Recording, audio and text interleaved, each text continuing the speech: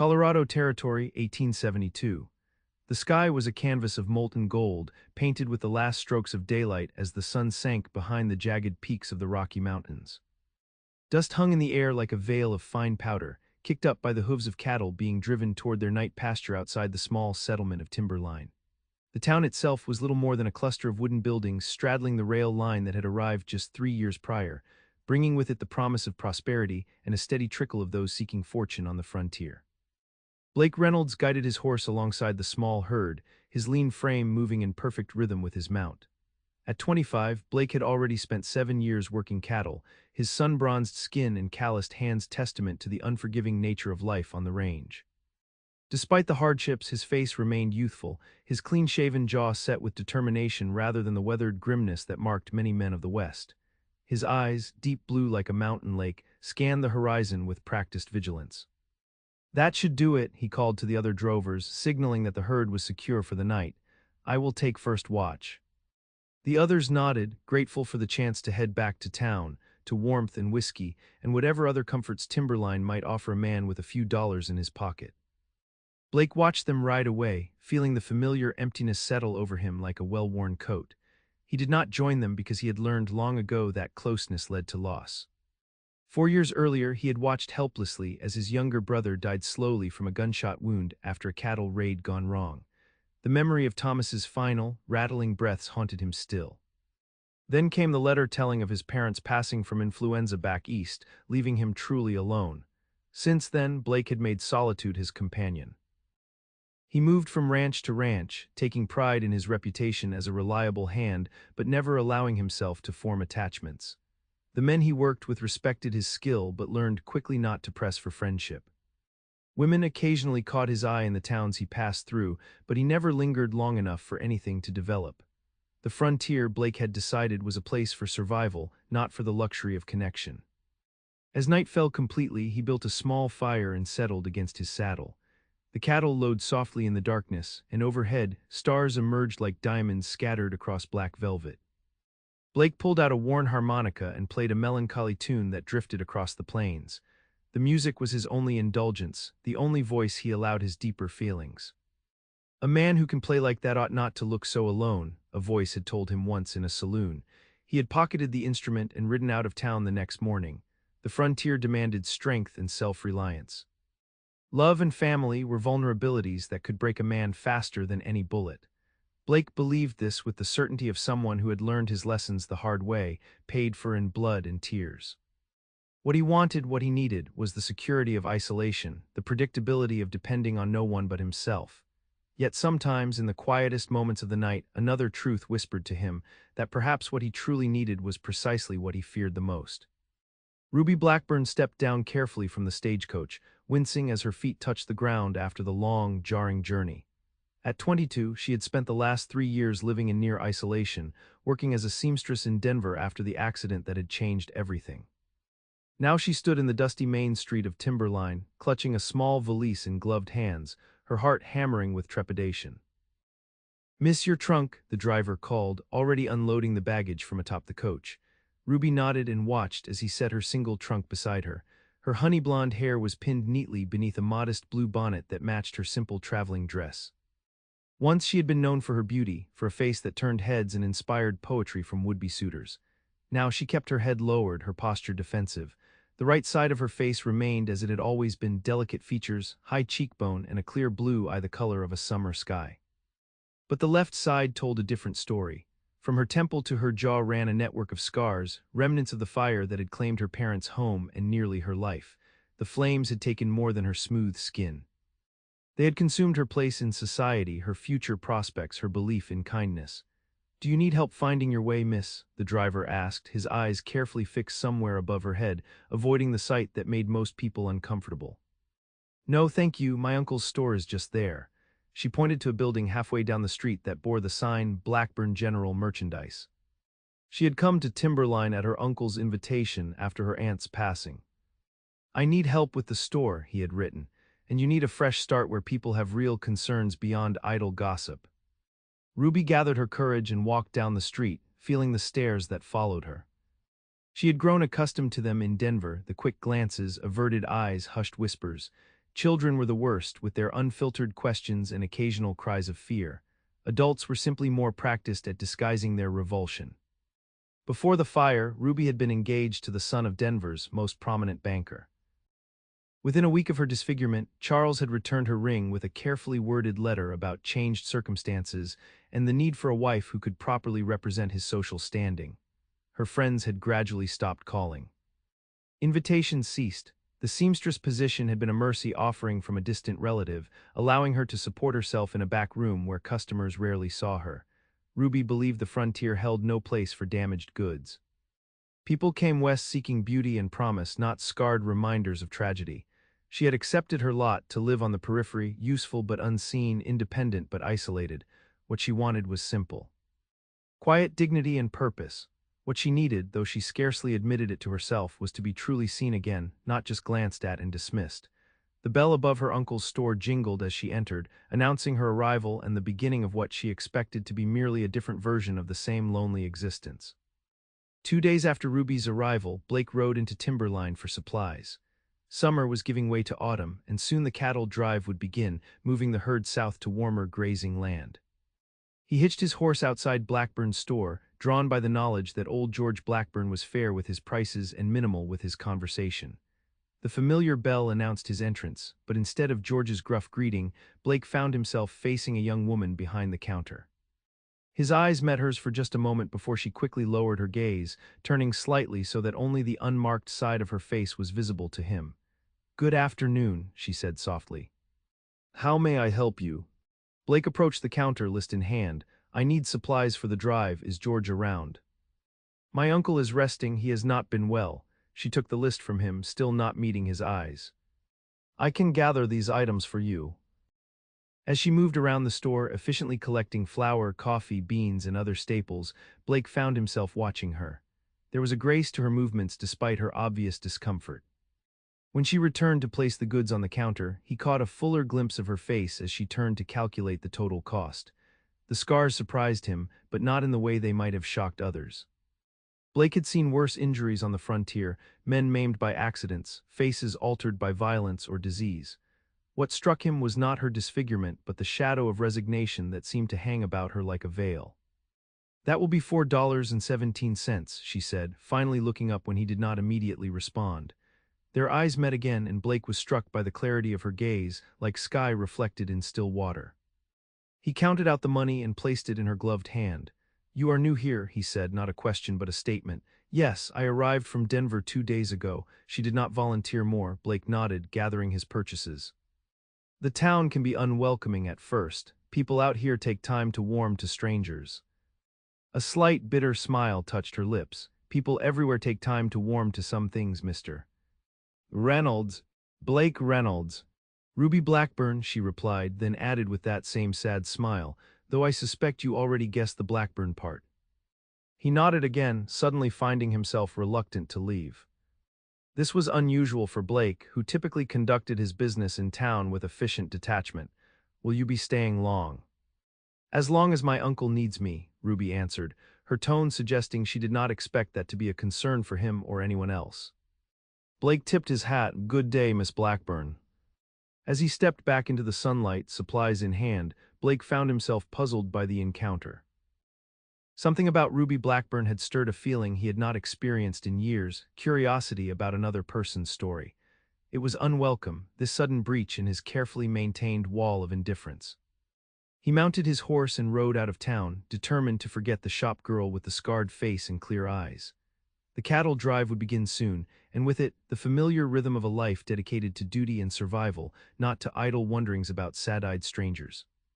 Ruby watched through the window as Blake Reynolds rode away. There had been something different in his gaze, not the usual quick, embarrassed glance followed by determined avoidance. He had looked at her directly, his eyes taking in her scars without flinching, but also without the morbid fascination she sometimes encountered. "That one keeps to himself," Uncle George said, having emerged from the back room in time to see Blake's departure. "Good worker by all accounts, comes through with the Hollow Creek outfit a couple times a year." Ruby nodded, returning to her task of organizing the new shipment of dry goods. He seemed direct. George chuckled. "That is one way of putting it. Man barely speaks 2 words together most times. He settled into the chair behind the counter, his breathing still labored from the lung ailment that had prompted him to send for Ruby. How are you finding Timberline so far? It is much like Denver, only smaller, she replied carefully. What she meant was that the stares were the same, the whispers identical, only concentrated in a smaller space, making them somehow more intense. Folks will get used to you, George said, not unkindly. They just need time. Ruby smiled politely, not believing him for a moment. 3 years had passed since the fire, and still people in Denver had not gotten used to her. They had simply established a pattern of carefully orchestrated avoidance. That evening, after closing the store and preparing a simple meal for her uncle, Ruby sat by her bedroom window, watching the last light fade from the sky. She took out her journal and wrote as she did each night, recording the day's events and her observations. Her hands moved instinctively to touch the scarred side of her face, tracing the familiar ridges and valleys that had become her identity. Before the fire, Ruby had dreamed of a husband, children, a home filled with laughter and love. Now she dreamed only of acceptance, of a day when she might walk down a street without causing mothers to pull their children closer. It seemed a modest ambition, yet one that remained stubbornly out of reach. She found herself thinking of Blake Reynolds, of the direct blue gaze that had acknowledged her scars without making them the sum of who she was. It was such a small thing, really, to be truly seen, and yet, after years of existing as little more than a curiosity or an object of pity, it felt momentous. Ruby closed her journal, chiding herself for dwelling on a meaningless encounter with a man who would likely be gone within days, never to cross her path again. The West was no place for romantic notions. It was a place for practicality, for survival, especially for someone like her, marked as she was. Yet that night, for the first time in years, Ruby's dreams were not haunted by flames or rejection, but filled instead with open skies and the echo of hoofbeats on hard-packed earth. A week later, Blake found himself back in Timberline. The cattle drive had been delayed by an early autumn storm that had blown through, forcing the herd to shelter in a protected valley. With unexpected time on his hands, he had volunteered to return to town for additional supplies and to send telegrams updating their employers about the delay. His duties complete, Blake should have immediately headed back to camp. Instead, he found himself tying his horse outside Blackburn's store once again. He told himself he needed matches, though there were plenty in his saddlebag. The bell announced his entrance, and this time Ruby looked up immediately. Recognition flickered across her face, followed by something else, a wariness that Blake understood all too well. "Mr. Reynolds," she greeted him, "what can I help you with today?" "Matches," he said simply, then added, "and perhaps some tobacco." She nodded and turned to retrieve the items from the shelves behind her. As she did so, Blake noticed a book open on the counter, a collection of poetry by Tennyson. It surprised him, such reading material seemed out of place in a frontier general store. When Ruby returned, she followed his gaze to the book and quickly closed it. "Is there anything else you need?" "You enjoy Tennyson?" he asked, ignoring her question. Ruby hesitated, as though uncertain whether his inquiry was genuine or mocking. "Yes," she finally said. "My father was a professor before we moved west. He encouraged reading." Blake nodded. "My mother used to read poetry aloud during winter evenings. Longfellow was her favorite." Something in Ruby's expression softened slightly. "My father preferred Whitman, but he said Tennyson had a better understanding of sorrow." "And what do you think?" Blake asked, surprising himself with his continued interest. Ruby's gloved fingers traced the cover of the book. "I think they both understood that beauty and pain are never far apart." She named the price for his purchases, clearly signaling an end to the conversation. Blake paid and gathered the items, but hesitated before leaving. "The cattle drive leaves next week. We will be taking the herd down to Colorado Springs." "I wish you safe travels," Ruby replied formally. "Thank you," Blake paused, then added, "Perhaps I will stop by again before we leave, in case we need additional supplies." Ruby's expression was unreadable. "The store will be open." Outside, Blake mounted his horse with a growing sense of confusion. Why had he prolonged the conversation? Why mention returning? He had spent years perfecting the art of disconnection, of moving through towns like a shadow, leaving no impression and taking no memories. Yet something about Ruby Blackburn had pierced that careful armor. As he rode back to the cattle camp, Blake tried to convince himself that his interest was merely curiosity, the kind one might feel upon encountering something unexpected, like a flower blooming in desert sand. It would pass, he assured himself, all things did. The following Sunday, Ruby sat alone in the back pew of Timberline's small church. She had not intended to attend services, but Uncle George had insisted. "People need to get used to seeing you," he had said. "Church is as good a place as any to start." Now she kept her eyes fixed firmly on the hymnal in her hands, feeling the stares of the congregation like physical touches. The minister spoke of God's love for all his children, of inner beauty and eternal souls, but Ruby could hear the whispers, see the mothers pulling their children closer when she had entered. When the service ended, she waited until most had filed out before rising from her seat. The minister nodded to her politely at the door, but the invitation to Sunday dinner that Ruby heard extended to other new faces in town did not come her way. Outside, she took a deep breath of the crisp autumn air and began the walk back to the store, her steps quick and purposeful. She was halfway there when she heard running footsteps behind her and turned to see a young girl of perhaps 8 or 9 years rushing toward her.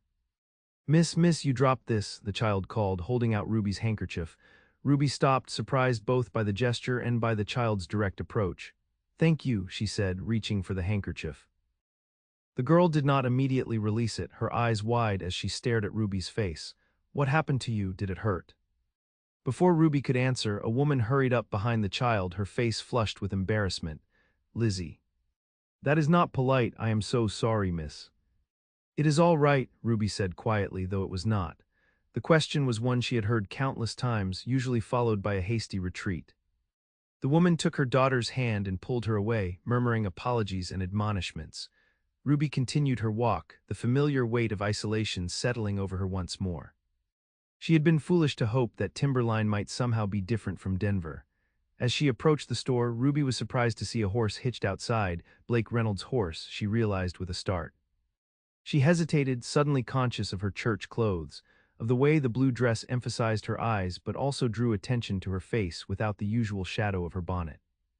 The bell announced her entrance, and Blake looked up from where he stood examining a shelf of canned goods. He wore clean clothes, his dark hair still damp, as though he had bathed before coming to town. "Miss Blackburn," he greeted her, his eyes taking in her church attire. "I hope I am not intruding." "Not at all," she replied, moving behind the counter out of habit, seeking the security of the physical barrier. "Uncle George is resting, but I can help you." Blake nodded but made no move to list supplies or make purchases. Instead, he said, "I saw you leaving the church. I did not know you attended services there."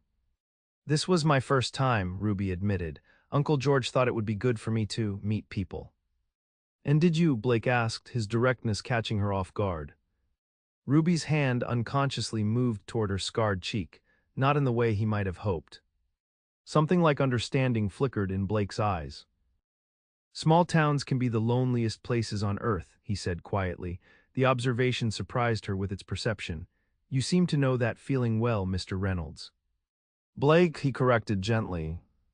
"And yes, I suppose I do." A moment of silence stretched between them, not entirely uncomfortable. Ruby found herself studying him more carefully than she had before, the lean strength of his frame, the way the sun had darkened his skin to rich bronze, the slight crinkles at the corners of his eyes that suggested he had once smiled more frequently than he did now. "The drive leaves tomorrow," Blake said finally. "I came to purchase a few personal items." Ruby nodded, relieved to return to the familiar territory of commerce. "What do you need?" He listed several items: soap, a new handkerchief, writing paper, and she gathered them efficiently. When she returned to the counter, Blake was examining a small carved wooden horse that sat on display. "My uncle makes those," Ruby explained. "It helps pass the time during slow days." Blake picked it up, his calloused fingers surprisingly gentle with the delicate carving. "He has skill. He says it reminds him of being a boy when life was simpler." Ruby wrapped his purchases in brown paper. "That will be $1.08. Blake paid and gathered the package. "How long will you be in Timberline?" he asked, the question seeming to surprise him as much as it did her. "I do not know," Ruby answered honestly. "Until Uncle George no longer needs me, I suppose." Blake nodded, hesitated, then said, "The drive will bring us back through here in about 6 weeks." Ruby was not sure how to respond to what seemed almost like a promise of return. "I wish you safe travels," she said again, falling back on formality. "Thank you, Miss Blackburn." He tipped his hat and turned to leave, then paused at the door. "Ruby," he amended softly, and then he was gone, the bell signaling his departure. Ruby stood motionless behind the counter, a strange warmth spreading through her chest. It had been years since anyone outside her family had spoken her given name with such simple acceptance. She tried to dismiss the feeling, to remind herself that kindness from a passing stranger meant nothing. Blake Reynolds would be gone by morning, and she would return to her quiet existence of routine and resignation. Yet as she closed the store that evening, Ruby found herself glancing down the street toward the edge of town, where cattle and cowboys would begin their journey south with the dawn. The cattle drive began at first light, the herd moving slowly out of the grazing lands and onto the trail that would take them south. Blake rode point, his eyes scanning the terrain ahead while his mind drifted back to Timberline and to Ruby Blackburn. He could not understand his own preoccupation with the storekeeper's niece. In the years since Thomas's death, Blake had encountered countless people without forming attachments. He prided himself on his self-sufficiency, on needing no one and being needed by no one in return. It was safer that way, cleaner. Yet there had been something in Ruby's clear blue eyes that had reached past his defenses, a resilience that matched his own perhaps, but also a loneliness he recognized all too well. The scars that marked her face seemed less significant than the dignity with which she bore them. "Wool gathering already, Reynolds," the foreman's voice broke into his thoughts. "We have not even cleared the county line." "Just watching for gullies," Blake replied, gesturing ahead where the trail dipped into a shallow ravine. "Recent rain might have washed out some spots." The foreman nodded, accepting the explanation. "We will make camp early tonight. Want the men and cattle fresh for the mountain stretch tomorrow." Blake acknowledged the instruction with a nod and urged his horse forward, grateful for the demands of the trail that would hopefully distract him from thoughts of Timberline. The cattle drive would take them through some of the most challenging terrain in the territory, narrow passes, steep slopes, areas where water was scarce and predators plentiful. There would be no room for distraction, for thoughts of sad eyes and quiet strength. Yet as the day wore on, Blake found himself reaching into his pocket for the small wooden horse he had purchased before leaving the general store. He had told himself it was simply appreciation for fine craftsmanship, but the truth was more complex. The carving was a tangible connection to the town to her, a small token to remind him that somewhere, someone had seen past his carefully constructed walls, if only for a moment. The realization troubled him. Attachment was dangerous. Blake had learned that lesson in the most painful way possible, holding his brother as life slipped away. The frontier was unforgiving of weakness, and what was connection but a form of weakness? A vulnerability that could be exploited by circumstance or fate. Blake tucked the carving away and forced his attention back to the trail. 6 weeks would pass quickly enough, and whatever strange pull he felt toward Ruby Blackburn would surely fade with time and distance. The West was full of sad stories and wounded souls. His interest in hers was merely a momentary aberration, nothing more. Yet that night, as he took his turn at watch, staring into the darkness beyond the campfire's glow, Blake found himself wondering if Ruby might be looking at the same stars overhead, and the thought brought an unexpected comfort that disturbed him deeply. October brought crisp nights and golden days to Timberline. Ruby settled into a routine, managing the store while Uncle George's health gradually improved. The townspeople grew somewhat accustomed to her presence, though true acceptance remained elusive. Children still stared, adults still averted their eyes, and invitations to social gatherings never materialized. One bright Tuesday morning, Ruby was sweeping the boardwalk in front of the store when she noticed a commotion down the street. A wagon had arrived carrying a family, parents and 3 young children, their belongings piled high, their faces weary from what had clearly been a long journey. As Ruby watched, the wheel of their wagon collapsed entirely, sending their possessions tumbling into the street. The father looked close to tears as he surveyed the damage, while the mother gathered the children close, her expression one of desperate fatigue. Without conscious thought, Ruby set aside her broom and walked toward them. "You can bring your things into our store until the wagon is repaired," she offered, addressing the mother directly. The woman looked up, startled first by the offer, then by Ruby's appearance. To her credit, she recovered quickly. "That is very kind, but we would not want to impose." "It is no imposition," Ruby insisted. "And there is a room in back where your children can rest." The father joined them, his expression cautious but grateful. "Thank you, miss. I will see about getting the wheel fixed, but it could take some time." "Take what time you need," Ruby said. She helped them gather their scattered belongings and led them to the store. Uncle George raised an eyebrow at the sudden invasion, but made no objection as Ruby settled the family in the back room, bringing water and offering the children pieces of hard candy from the jar on the counter. The youngest child, a girl of about 4, stared openly at Ruby's scars. "Did a dragon breathe fire on you?" she asked innocently. The mother began to apologize, but Ruby smiled, a real smile that transformed her face. "Something like that," she told the child. "But I was very brave and I escaped." The little girl's eyes widened. "I would be brave too," she declared solemnly. For the next several hours, Ruby helped the family sort through their belongings, determining what had been damaged in the fall. She discovered they were headed to a homestead claim south of town, that the father, Michael Dawson, had been a carpenter back east, and that the mother, Sarah, had once been a schoolteacher. "Timberline has no proper school yet," Ruby told her. "Just a woman who teaches the children in her home 3 days a week." Sarah's eyes brightened with interest. "Perhaps once we are settled, I could speak with her." By late afternoon, the wagon wheel had been repaired, and the Dawsons prepared to continue their journey. "We cannot thank you enough," Michael said, pressing payment into Ruby's hand despite her protests. "You must come visit us once we are established," Sarah added, and to Ruby's surprise, she seemed sincere. "It is only 15 miles south." After they departed, Uncle George fixed Ruby with a thoughtful look. "You did a good thing today." Ruby shrugged, uncomfortable with the praise. It was nothing. Anyone would have done the same. "No," George said quietly, "not anyone. Most would have walked the other way rather than face a stranger's gratitude or their judgment." Ruby turned away, busying herself with straightening merchandise. "They were kind people, it made it easier." "Kind people see kindness in others," George observed, "just as fearful people see reasons to fear." That evening, Ruby wrote in her journal about the Dawson family, about the little girl's question and the mother's genuine invitation.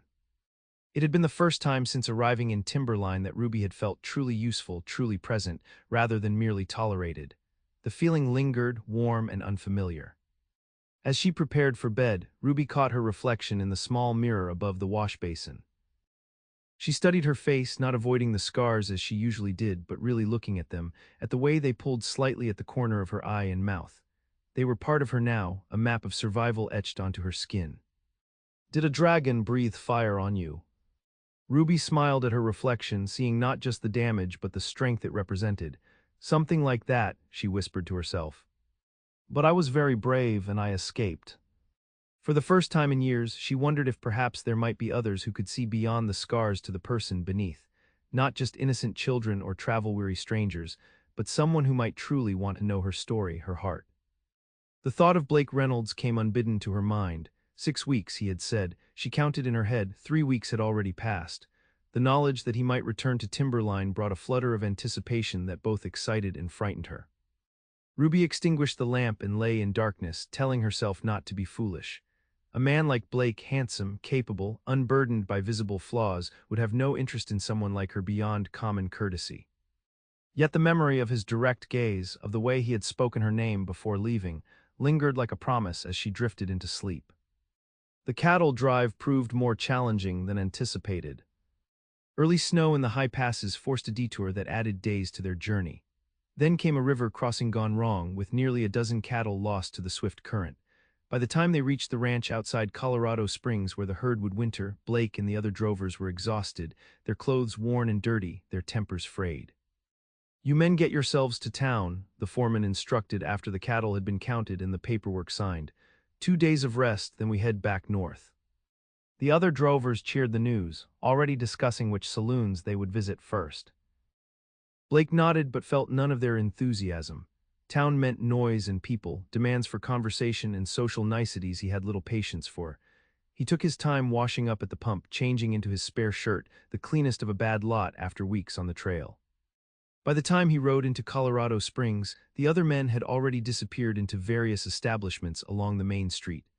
Blake found a quiet corner in a reputable-looking restaurant and ordered a meal that did not come from a chuck wagon. As he ate, he overheard snippets of conversation from nearby tables, talk of politics back east, of railroad expansions, of winter coming early this year. Normal concerns of normal people living connected lives. After dinner, while the other drovers sought entertainment in saloons and brothels, Blake found himself outside a small bookshop. It was nearly closing time, but a bell chimed welcomingly as he entered. The proprietor, an older man with spectacles perched on his nose, looked up in surprise at the trail-worn cowboy in his shop. "Can I help you find something?" he asked cautiously. Blake hesitated, uncertain why he had entered in the first place. "Do you have any Tennyson?" he asked finally. The shopkeeper's eyebrows rose, but he nodded. "Several volumes." "Any particular work you are interested in?" "I am not sure," Blake admitted. "Something hopeful, perhaps." A smile touched the older man's face. "Ah, for yourself or as a gift?" The question gave Blake pause. He had not considered it a gift, had not consciously connected his impulse to Ruby Blackburn's book of poetry. Yet now, faced with the question, he realized that was exactly what had drawn him into the shop. "A gift," he said quietly. The shopkeeper led him to a shelf and selected a slim, well-bound volume. This contained some of his most beloved works, including Ulysses, a poem about continuing on despite hardship. "It might suit your purpose." Blake examined the book. It was finely made, with gilt-edged pages and a cover of deep blue leather. Too fine, perhaps, for a casual acquaintance, which was all Ruby was to him, he reminded himself. Yet he found himself counting out the money anyway, watching as the shopkeeper carefully wrapped the volume in brown paper and tied it with string. "She must be a special lady," the man observed, "to inspire a man of the trail to buy Tennyson." Blake made no reply, but tucked the package inside his coat before stepping back into the evening air. The purchase troubled him. It represented an intent, a continuation, a deliberate connection to someone beyond the brief, impersonal interactions he had limited himself to for years. He told himself he need not give the book to Ruby. He could keep it, read it himself during the long winter nights ahead. Or discard it entirely, leave it in some hotel drawer as a surprise for a future guest. Yet as Blake joined the other drovers the next morning for the journey north, the book remained carefully stowed in his saddlebag, its presence a constant reminder of blue eyes and quiet dignity, of a connection he neither understood nor could seem to dismiss.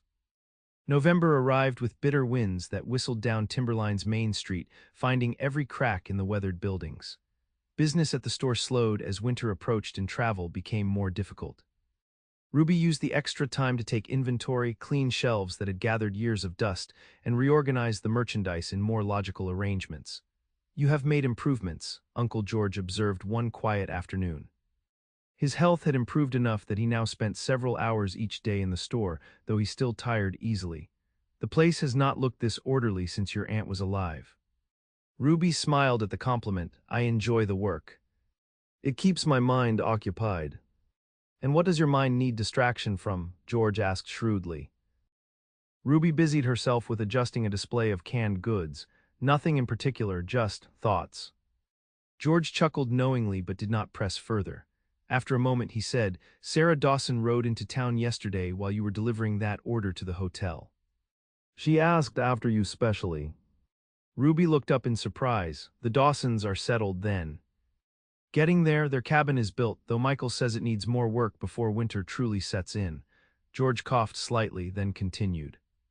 "Sarah is starting a small school after the new year. She hoped you might help with sewing lessons for the girls." Ruby's hands stilled. "She asked for me specifically, not just anyone who could sew." "You specifically," George confirmed. "Said her little one talks about the brave lady who fought the dragon all the time." A warm feeling spread through Ruby's chest. The invitation represented something she had not experienced in years, being wanted for what she could contribute rather than being merely tolerated despite her appearance. "I would like that," she said softly, "if you can spare me one afternoon a week."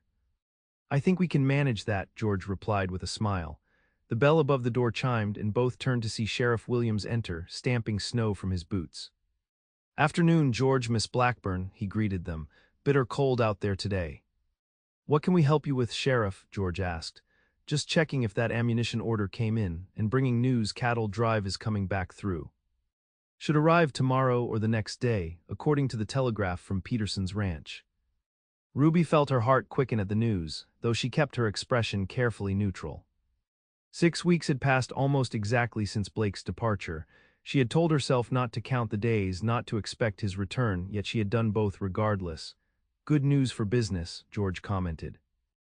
"Those boys usually spend freely after getting paid." The sheriff nodded. "Just wanted to give you fair warning, might want to stock up on the usual items they ask for." After he departed, George gave Ruby a considering look. "We should prepare for the rush. Perhaps you could check our inventory of tobacco and ready-made shirts." Ruby nodded, grateful for the task that would occupy her hands, while her mind processed the news of the cattle drive's return. She told herself that Blake Reynolds might not be among the returning drovers. Even if he was, he might not visit the store. Even if he did, it would likely be a brief, impersonal transaction, nothing more. Yet as she counted stock and arranged displays, Ruby could not suppress the flutter of anticipation in her chest. For the first time in years, she found herself caring about how she looked, wondering if she should wear her green dress tomorrow, the one that brought out the color of her eyes, rather than her usual brown work dress. The realization was startling. Since the fire, Ruby had deliberately made herself as inconspicuous as possible, choosing somber colors and modest styles that drew minimal attention. The desire to look her best for Blake was foreign and somewhat frightening. That evening, Ruby stood before the mirror longer than usual, studying her reflection with new eyes. The scars remained as they always would, but she allowed herself to see beyond them to the features that had once been called beautiful: her clear blue eyes, high cheekbones, the gentle curve of her mouth. She brushed her honey blonde hair until it shone and pinned it in a style that framed the unscarred side of her face. "This is foolishness," she told her reflection firmly. "One act of kindness does not equal interest." Yet when she laid out her clothes for the following day, it was the green dress she chose, its color rich against the drab winter landscape visible through her window. The cattle drive returned to Timberline in the midst of a snowstorm. Blake and the other drovers rode in with their collars turned up against the biting wind, ice forming in their beards, hands numb despite thick gloves. They delivered the remaining horses to the livery stable and scattered quickly to find warmth and comfort after the grueling journey. Blake should have joined them. A hot meal and a proper bed at the hotel were the sensible choices after weeks on the trail. Instead, he found himself brushing snow from his coat on the boardwalk outside Blackburn's general store. Through the frosted window, he could see lamps glowing invitingly within. He hesitated, suddenly uncertain. The book of poetry weighed heavily in his pocket. During the journey north, Blake had questioned his impulse 100 times, had nearly discarded the volume on several occasions. What was he doing, bringing such a personal gift to a woman he barely knew? What expectations might it create, what obligations? Blake had spent years avoiding entanglements of any kind. He worked, he traveled, he occasionally shared brief companionship with willing women in the towns he passed through. But he never stayed, never promised, never allowed himself to form attachments that could lead to pain. Yet here he stood in the bitter cold, heart pounding like a green boy's, clutching a book of poetry for a woman whose quiet strength had somehow breached his carefully constructed defenses. Before he could reconsider, Blake pushed open the door. The familiar bell announced his arrival, and warmth enveloped him as he stepped inside. The store was empty of customers, unsurprising given the weather, but a figure emerged from the back room at the sound of the bell. Ruby wore a dress the color of pine needles, her honey blonde hair arranged more carefully than he remembered. She stopped when she saw him, her eyes widening slightly, a flush rising to her cheeks. "Mr. Reynolds," she said, her voice soft but steady, "you have returned." "Blake," he reminded her gently, removing his hat. Snow melted from his clothes, forming a small puddle on the wooden floor. "I apologize for the mess." "It is nothing," Ruby assured him, recovering her composure. "You must be freezing. There is coffee in the back if you would like some." The offer surprised him. It went beyond the usual customer service. Blake nodded gratefully. That would be welcome. Ruby disappeared briefly and returned with a steaming cup, which she placed on the counter. Blake approached and wrapped his cold hands around the warm ceramic, feeling sensation gradually return to his numbed fingers. "The drive went well?" Ruby asked, maintaining a careful distance. "Difficult," Blake admitted. "Early snow in the passes, a bad river crossing." He took a sip of coffee, appreciating its rich warmth. "But we made it through." Ruby nodded, her eyes studying him with what seemed like genuine concern. "You look tired." The observation might have offended Blake from someone else, but from her it felt like simple honesty. "It was a long journey," he acknowledged. Then, before he could reconsider, he reached into his coat and withdrew the wrapped book. "I brought you something." Ruby's expression registered surprise, then uncertainty. She made no move to take the package. Why?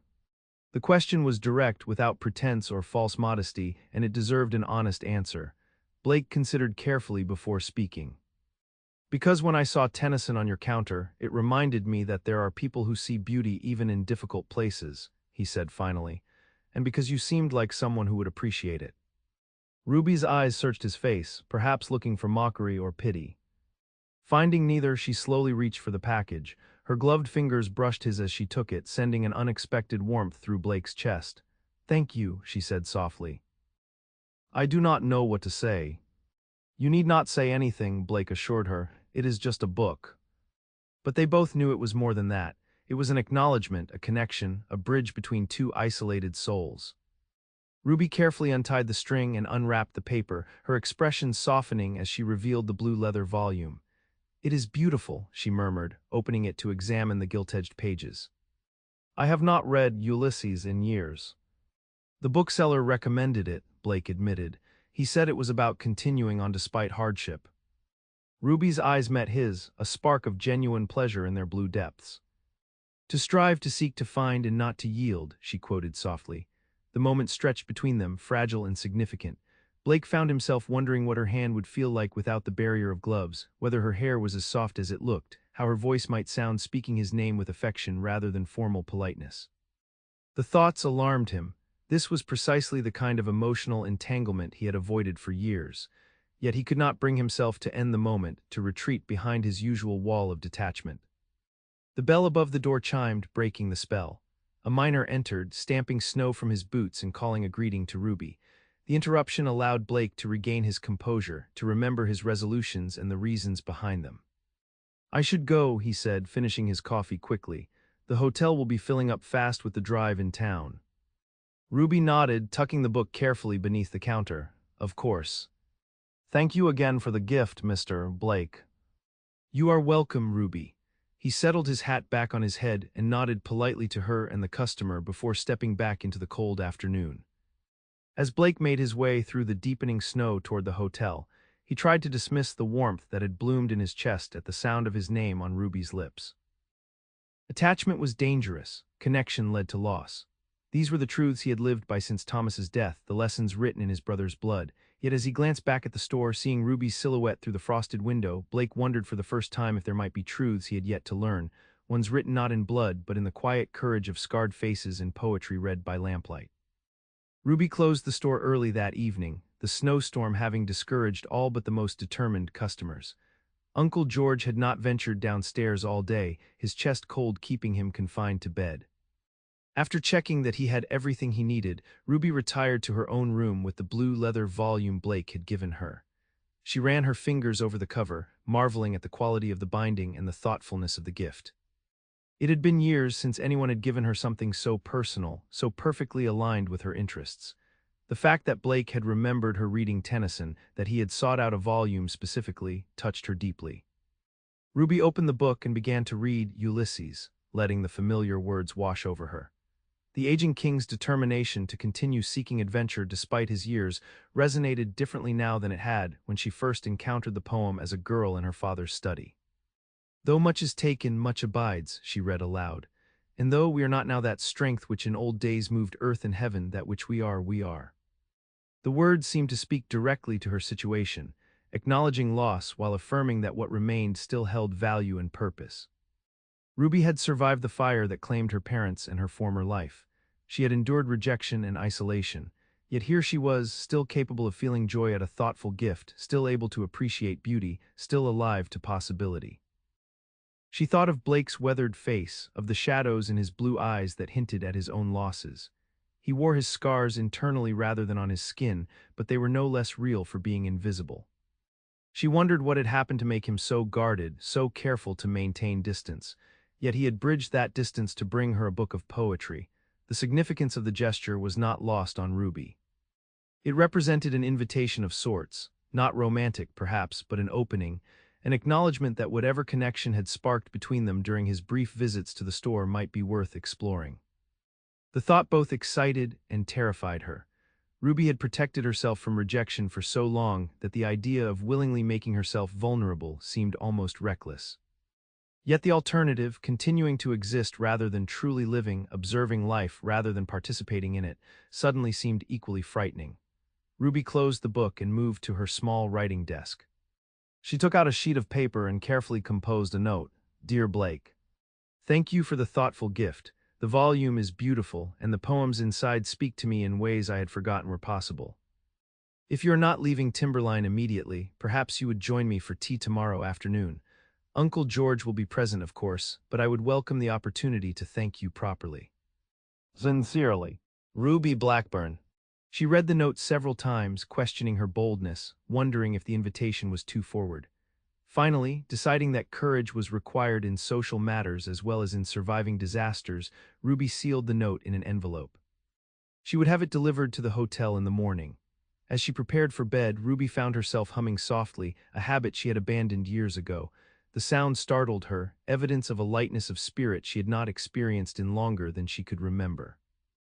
Whatever came of her invitation, acceptance, rejection, or polite evasion, Ruby realized that Blake Reynolds had already given her something more valuable than a book of poetry. He had reminded her that she was still capable of hope. Blake woke to the sound of voices in the hotel corridor and weak winter sunlight filtering through thin curtains. He had slept deeply for the first time in weeks, the exhaustion of the cattle drive finally catching up with him. Now he lay still, assessing the various aches and pains that had become familiar companions on the trail.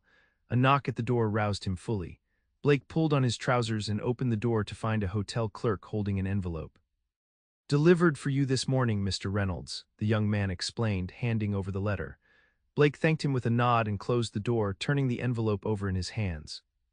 The handwriting was neat and feminine, immediately bringing to mind Ruby Blackburn.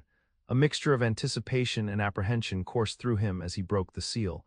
The invitation to tea was unexpected. Blake's first instinct was to decline, to maintain the distance that had kept him emotionally safe for years.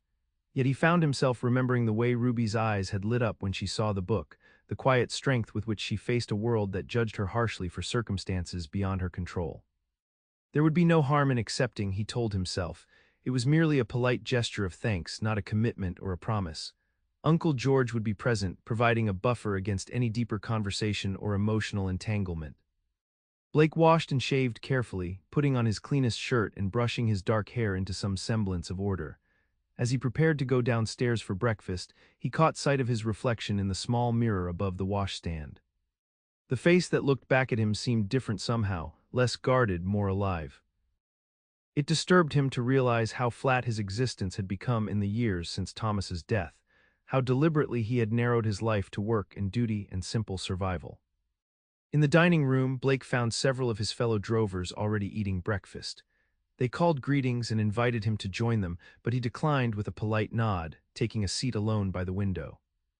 Through the glass, he could see Timberline coming to life after the snowstorm. Shopkeepers shoveled boardwalks, children threw snowballs in the street, and a wagon laden with firewood made its way slowly down the main thoroughfare. "Heard you might be staying on, Reynolds," the foreman said, stopping by Blake's table. "Holcomb at the Double R mentioned needing hands for the winter." Blake looked up in surprise. He had not considered the possibility of remaining in Timberline rather than returning to the ranch near Denver where he usually wintered. The idea was unexpectedly appealing. "I have not decided yet," he answered carefully. The foreman nodded. "Let me know by tomorrow. Need to tell Holcomb one way or the other." After breakfast, Blake made his way to the general store, Ruby's note in his pocket. The snow had stopped, leaving the town transformed under a blanket of white that softened its rough edges and muted the usual sounds of activity. The bell announced his arrival as always. Ruby looked up from where she was assisting an older woman with fabric selections, her eyes meeting his briefly before returning to her customer. Blake nodded in acknowledgement and moved to examine a display of winter gloves, giving her space to complete the transaction. When the customer had gone, Ruby approached him, her expression composed but with a hint of uncertainty in her eyes. "Did you receive my note?" she asked directly. "Yes," Blake replied. "Thank you for the invitation.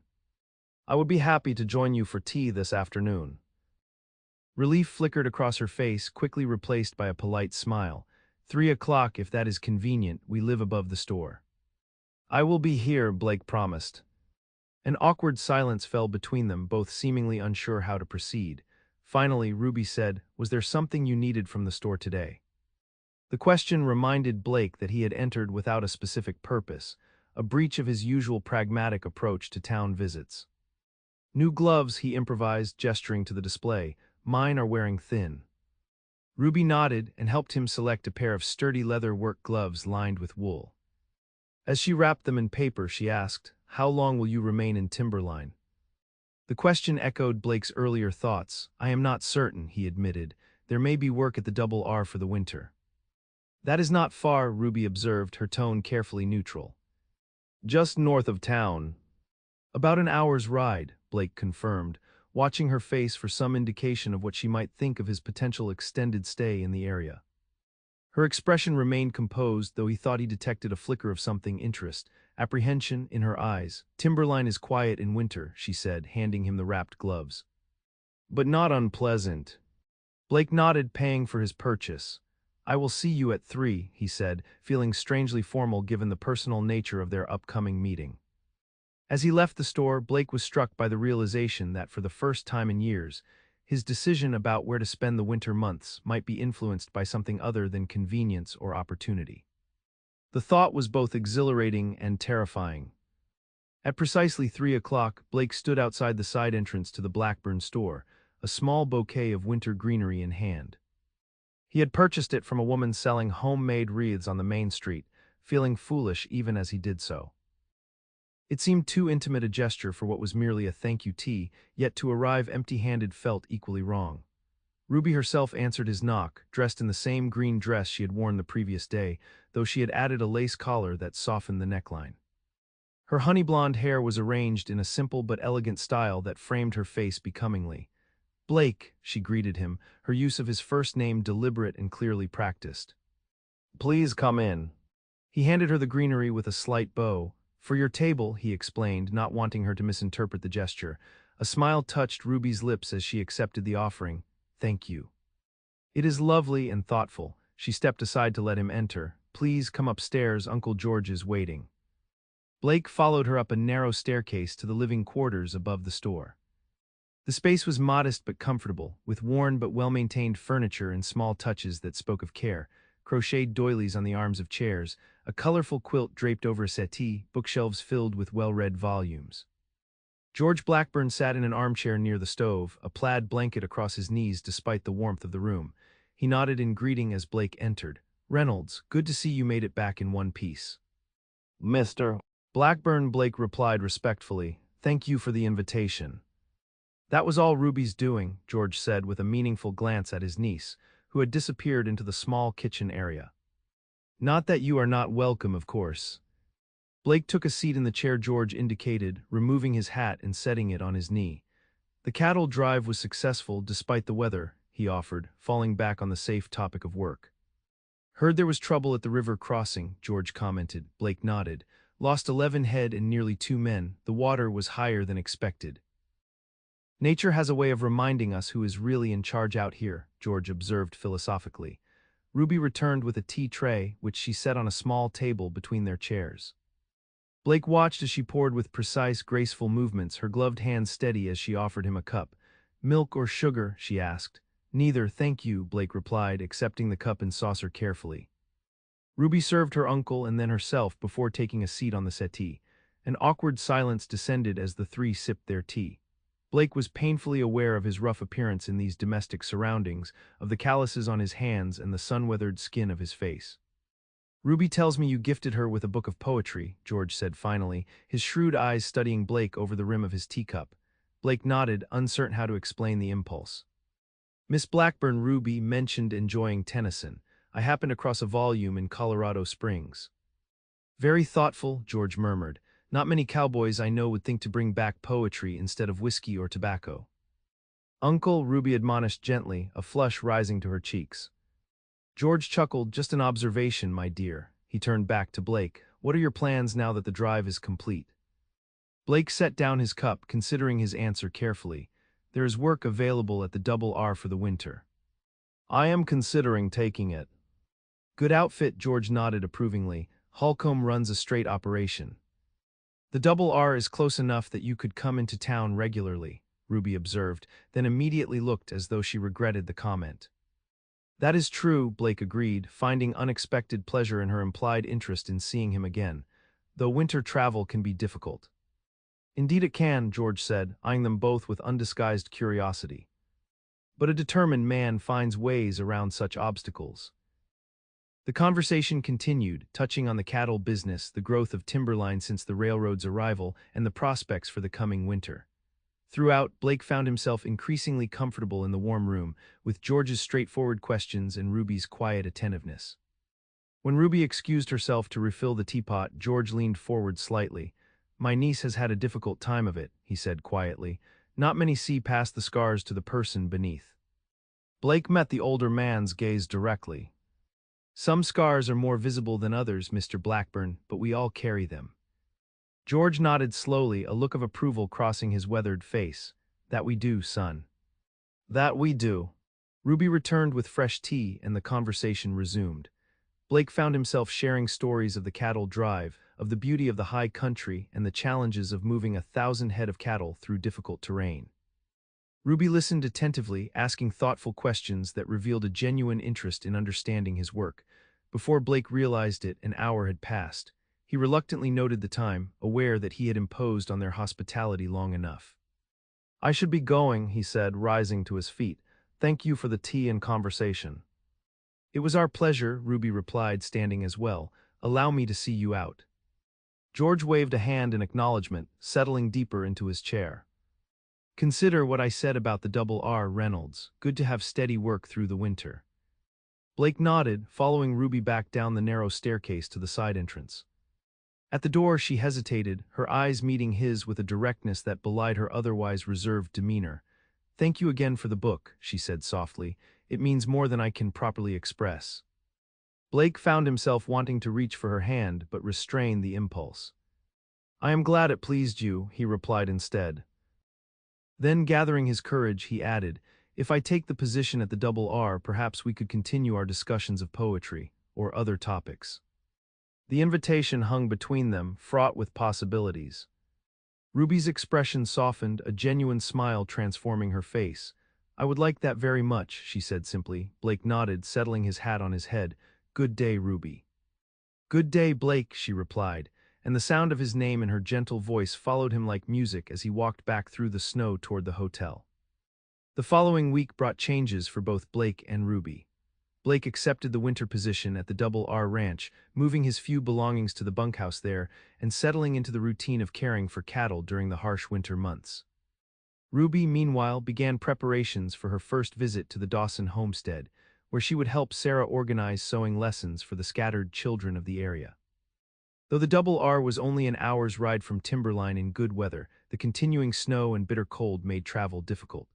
Nevertheless, Blake found himself making the journey into town whenever circumstances permitted, sometimes with legitimate errands for the ranch, sometimes with reasons that seemed increasingly thin even to himself. Each visit to the general store brought a warmth to Ruby's eyes that affected Blake more deeply than he cared to admit. Their conversations, initially cautious and brief, gradually extended as mutual trust developed. Blake found himself sharing stories of his earlier life, his childhood in Pennsylvania, his journey west with Thomas after their parents died, his dreams of someday having his own small ranch.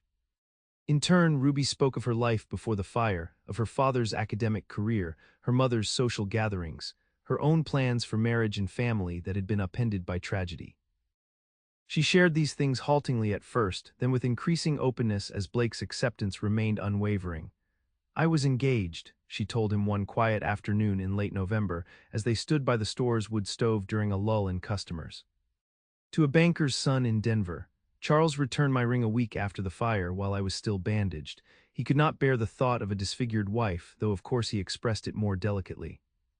Blake's jaw tightened at the callousness of the man's actions. "Then he was a fool," he said simply, "and unworthy of your hand." Ruby glanced up at him, surprised by the vehemence in his tone. "Most men would have done the same," she said quietly. "Most men lack courage," Blake replied, holding her gaze. "They see only surfaces, not substance." The moment stretched between them, charged with unspoken feelings. Then the bell above the door announced a customer, and Ruby moved away, leaving Blake with the echo of words he had not intended to sound so personal, so revealing. December arrived with a blizzard that isolated Timberline for nearly a week. When the trails finally cleared enough for travel, Blake made his way into town, concerned for Ruby and George after the prolonged storm. He found the store open but empty of customers.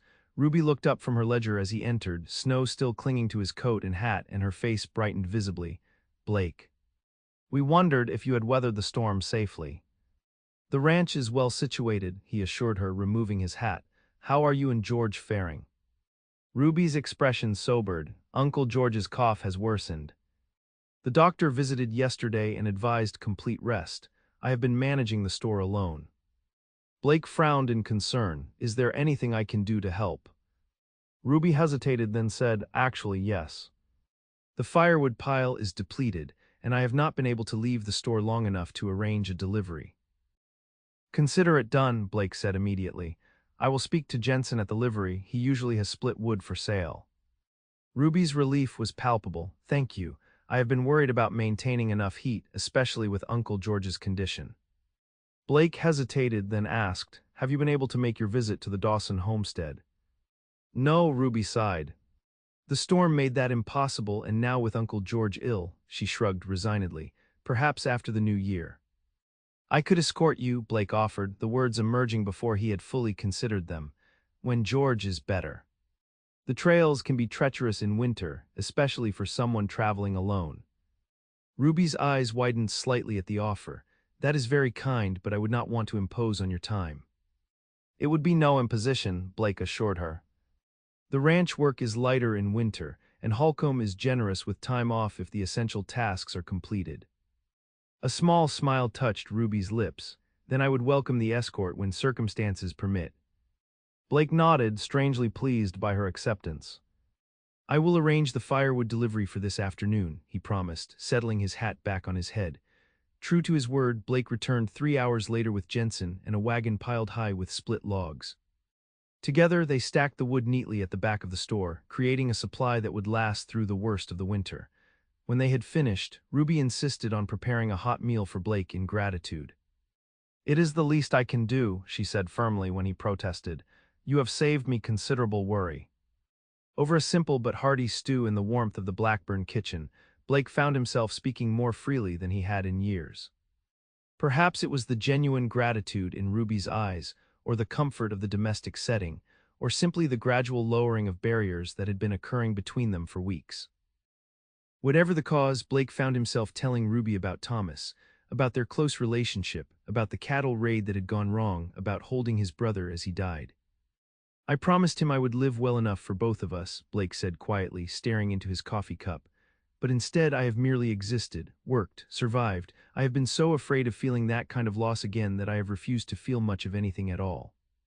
Ruby's gloved hand reached across the table, coming to rest near his but not quite touching. I understand, she said softly. After the fire, after Charles, it seemed safer to expect nothing, to want nothing, to be invisible. Blake looked up, meeting her clear blue gaze. You could never be invisible, Ruby. A flush rose to her cheeks, but she did not look away. Nor could you, Blake, no matter how hard you try. The moment between them deepened, a connection forming that transcended words.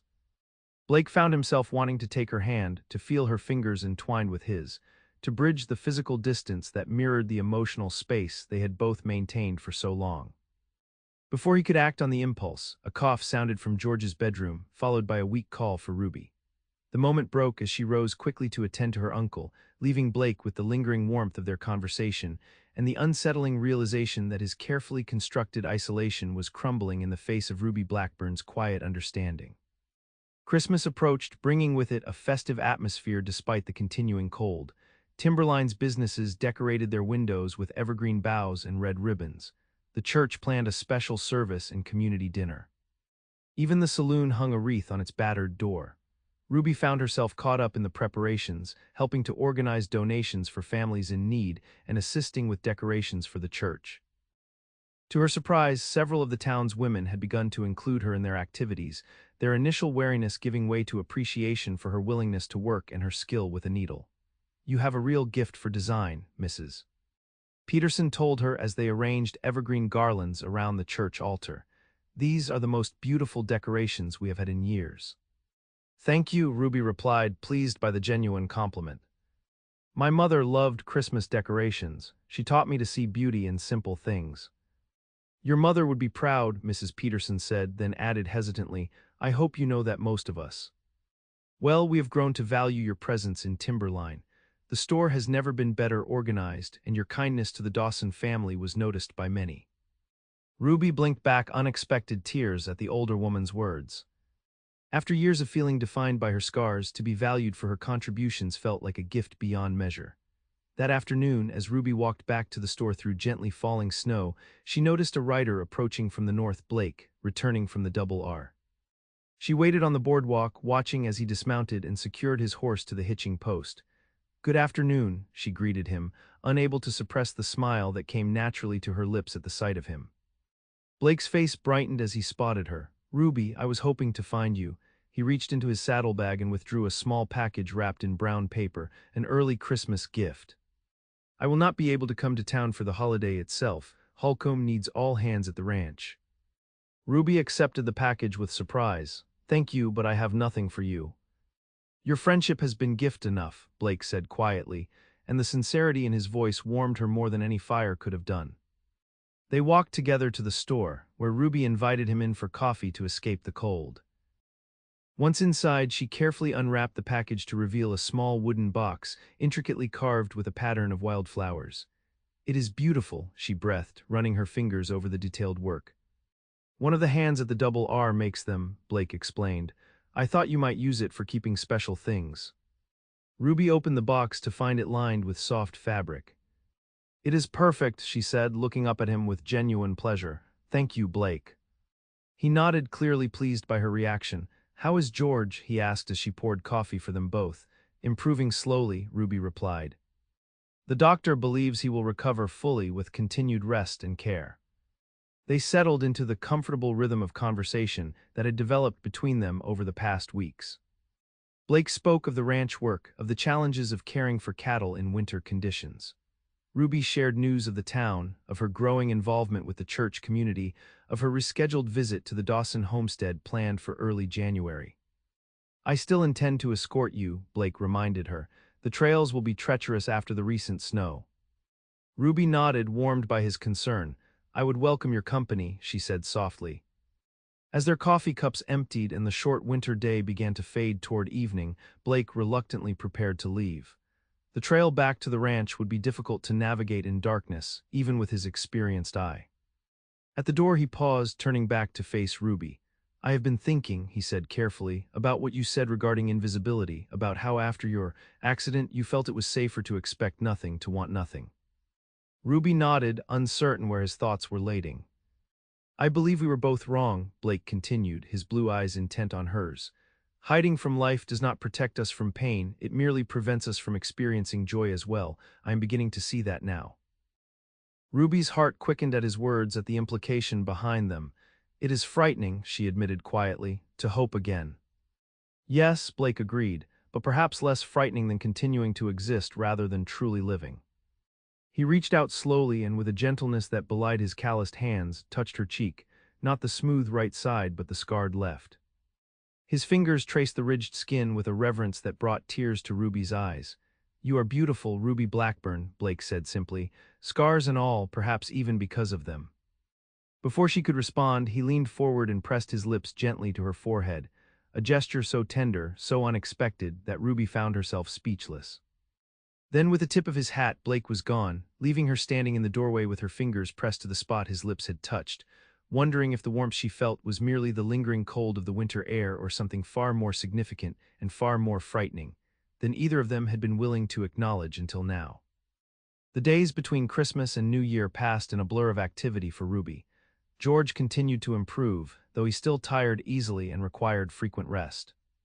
The store saw increased business as ranchers and homesteaders came to town for supplies during the brief respite between winter storms, and preparations for the Dawson visit consumed what little free time remained.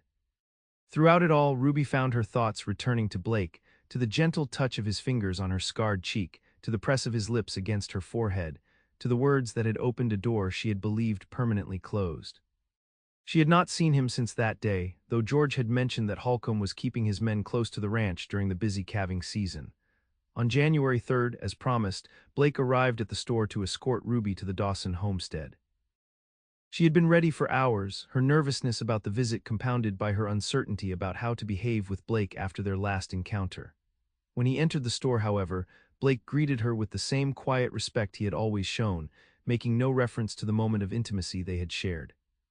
Ruby found herself both relieved and disappointed by his restraint. "The trail is passable," he reported, helping her into her heavy coat, "but we should not delay too long. There are more clouds building in the west." George, seated in his chair behind the counter for the first time in weeks, nodded in agreement. "Be back before dark no matter what," he instructed. A man and a woman caught in a snowstorm could lead to talk, even with intentions as proper as yours. Ruby flushed at her uncle's blunt assessment of potential gossip, but Blake merely nodded solemnly. "We will be careful with both the weather and Miss Blackburn's reputation," he assured the older man. The journey to the Dawson homestead took longer than anticipated, the snow-covered trail requiring careful navigation. Blake rode beside the small buggy Ruby had rented for the occasion, his eyes constantly scanning the horizon and the path ahead for potential dangers. They spoke little during the journey, the cold, discouraging conversation. Ruby found the silence comfortable rather than awkward, a shared experience that required no words. Occasionally their eyes would meet, and she would find in Blake's gaze a warmth that belied the winter chill. The Dawson cabin appeared finally, smoke rising from its chimney in a promising curl against the gray sky. As they approached, the door flew open and small figures spilled out, the three Dawson children, bundled against the cold but too excited by visitors to remain indoors. "The Dragon Lady," the youngest cried with delight, rushing toward the buggy as Blake helped Ruby down. "Mama said you were coming." Ruby laughed, the child's unabashed joy infectious. "Hello, Lily, I have brought fabric and needles for your mama's sewing lessons." Sarah Dawson appeared in the doorway, welcoming them with genuine pleasure. "Come in, come in. Michael has built up the fire and there is stew keeping warm." The cabin's interior was simple but cozy, with a large stone fireplace, sturdy handmade furniture, and colorful quilts brightening the rough-hewn walls. Michael Dawson shook Blake's hand firmly, then turned to Ruby with a warm smile. "Miss Blackburn, we cannot thank you enough for offering to help with the children's education," he said sincerely. "Sarah has been concerned about their learning, being so far from a proper school." "It is my pleasure," Ruby assured him, removing her gloves and bonnet. "I have brought materials for beginning sewing lessons, and some books from my uncle's collection that the children might enjoy." The afternoon passed pleasantly, with Ruby demonstrating simple stitches to Sarah and the two older children while Blake and Michael discussed cattle and the challenges of homesteading. Lily, too young for sewing, sat contentedly on Ruby's lap, occasionally reaching up to touch the scarred side of her face with innocent curiosity. "Does it hurt?" she asked once, her small fingers gentle on Ruby's cheek. "Not anymore," Ruby answered honestly. "It did once very much, but now it is just part of me." Lily nodded, accepting this with a child's simple wisdom. "Like my scar," she said, showing Ruby her knee where a small white line marked a fall from a wagon. "It hurt, but now it is just me." Ruby smiled, touched by the comparison. "Exactly like that," she agreed, "only bigger." From across the room, Ruby caught Blake watching their interaction, a softness in his expression that made her heart beat faster. He quickly looked away when their eyes met, but the moment lingered in Ruby's awareness. When it came time to leave, the Dawsons insisted on loading them with provisions for the journey home: fresh bread, a jar of preserves, a small wedge of cheese. "A small token of our gratitude," Sarah said, pressing the basket into Ruby's hands. "And please come again whenever you can. The children adore you already." As they traveled back toward Timberline, the clouds Blake had noted earlier began to release snow, lightly at first, then with increasing intensity. He rode closer to the buggy, concern evident in his expression. "We need to hurry," he said, eyeing the darkening sky. "This storm is moving faster than I expected." Ruby nodded, urging the horse to a faster pace. The temperature was dropping rapidly, the wind picking up, driving the snow into blinding swirls. Soon, visibility was reduced to mere yards ahead, the trail becoming increasingly difficult to discern. "Blake," Ruby called over the rising wind, "I cannot see the way clearly." He guided his horse alongside the buggy, reaching over to take the reins from her numbing fingers. "There is a line shack belonging to the Double R not far from here," he said, his voice tight with concern. "We should seek shelter until the storm passes." Ruby hesitated, thinking of George's warning about propriety, about gossip. Blake seemed to read her thoughts. "It is shelter or risk freezing," he said bluntly. "I will respect your honor absolutely, but we cannot continue safely in this weather." The decision made, Blake guided them off the main trail and through a stand of pine trees, where the wind was somewhat less fierce. After what seemed an eternity of slow progress through deepening snow, a small structure appeared, a crude but solid cabin used by ranch hands when working far from the main buildings. Blake helped Ruby from the buggy, then quickly unhitched the horse and led both animals to a lean-to beside the cabin. Ruby stumbled to the door, her limbs stiff with cold, and pushed it open. The interior was Spartan, a single room with a small stove, a rough table with two chairs, and a narrow bunk along one wall. Ruby stood just inside, shivering as Blake entered behind her, carrying their provisions and his saddlebags. "We need a fire," he said, moving immediately to the stove. "There should be wood and kindling stored here." True to his word, a supply of split logs was neatly stacked beside the stove, with a tin of matches on the narrow shelf above. Blake worked efficiently, building and lighting a fire while Ruby rubbed her hands together, trying to restore circulation. As warmth gradually began to fill the small space, Ruby removed her snow-crusted outer garments and hung them on pegs by the door. Blake did the same, then opened his saddlebags. "I always carry emergency supplies," he explained, withdrawing a small packet of coffee, some jerky, and a tin of biscuits.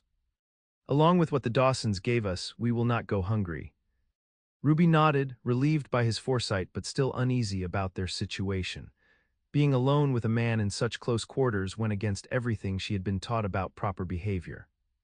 Yet the alternative had been far worse, possible death in the blizzard that now howled around the small cabin. "The storm may last through the night," Blake said, glancing toward the single window, now completely obscured by driving snow. "We should prepare for that possibility." Ruby swallowed hard, looking at the single bunk. Blake followed her gaze and quickly shook his head. "You will take the bunk," he said firmly.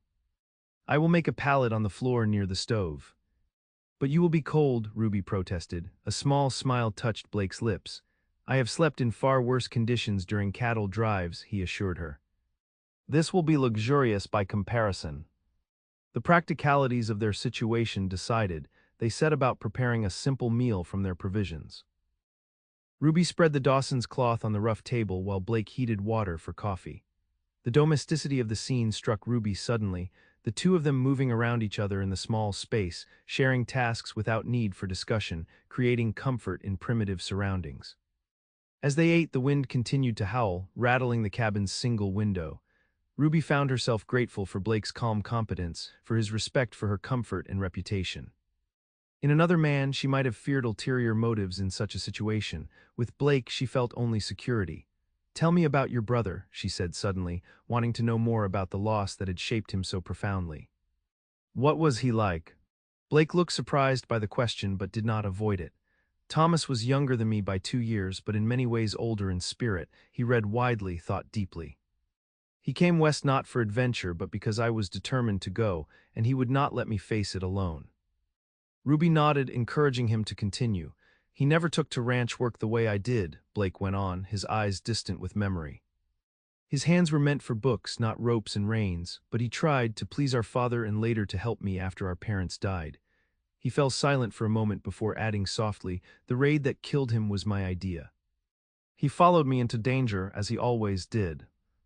"And you have punished yourself ever since," Ruby observed gently. Blake met her gaze across the table. "Wouldn't you in my place?" "I did," Ruby admitted, "after the fire. I blamed myself for not waking sooner, for not being able to save my parents, for surviving when they did not."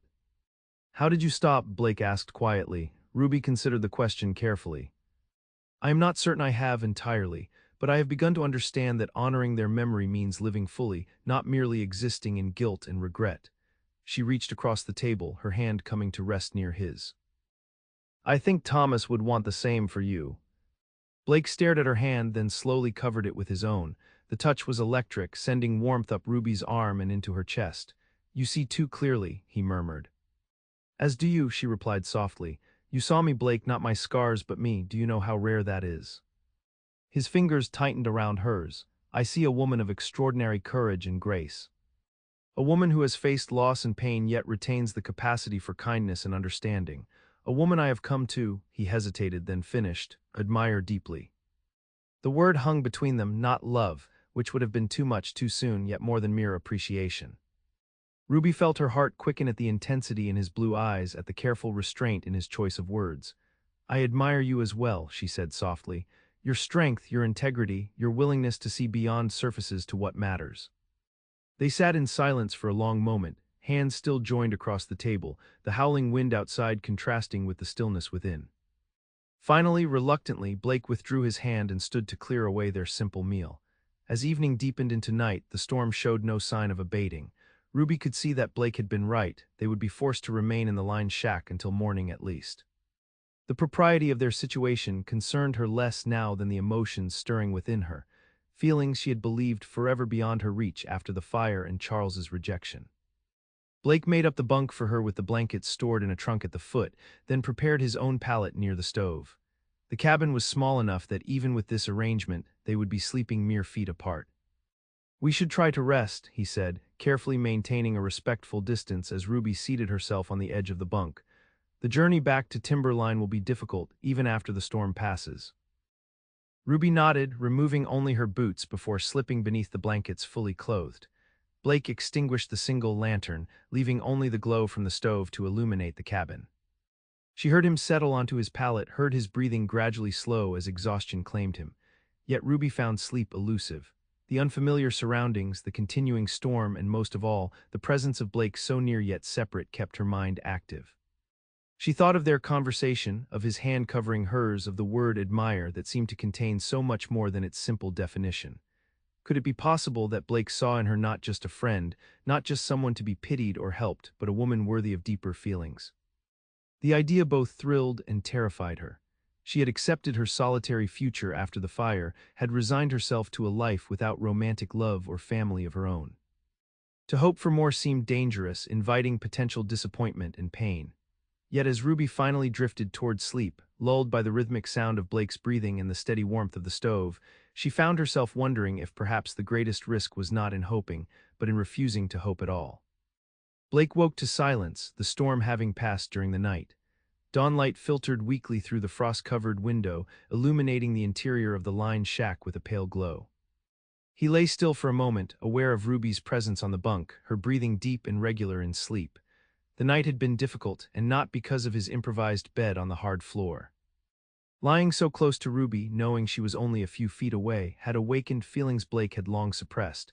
Not merely desire, though that was certainly present, but a deeper yearning for connection, for the sharing of a life rather than merely an existence. He rose quietly, not wanting to disturb her rest, and moved to the window. The world outside was transformed, a pristine blanket of white covering everything, tree branches bending under the weight of snow, the sky clear and brilliantly blue in the aftermath of the storm. "Is it over?" Ruby's voice came softly from behind him. Blake turned to find her sitting up on the bunk, her honey-blonde hair tousled from sleep, her blue eyes still heavy-lidded. Even in the dim light, with her clothes rumpled from being slept in and her scars fully visible in the morning light, she was beautiful to him. "Yes," he replied, his voice rough with emotion he struggled to control. "The storm has passed." Ruby nodded, pushing back the blankets and reaching for her boots. "Then we should return to Timberline as quickly as possible. Uncle George will be worried."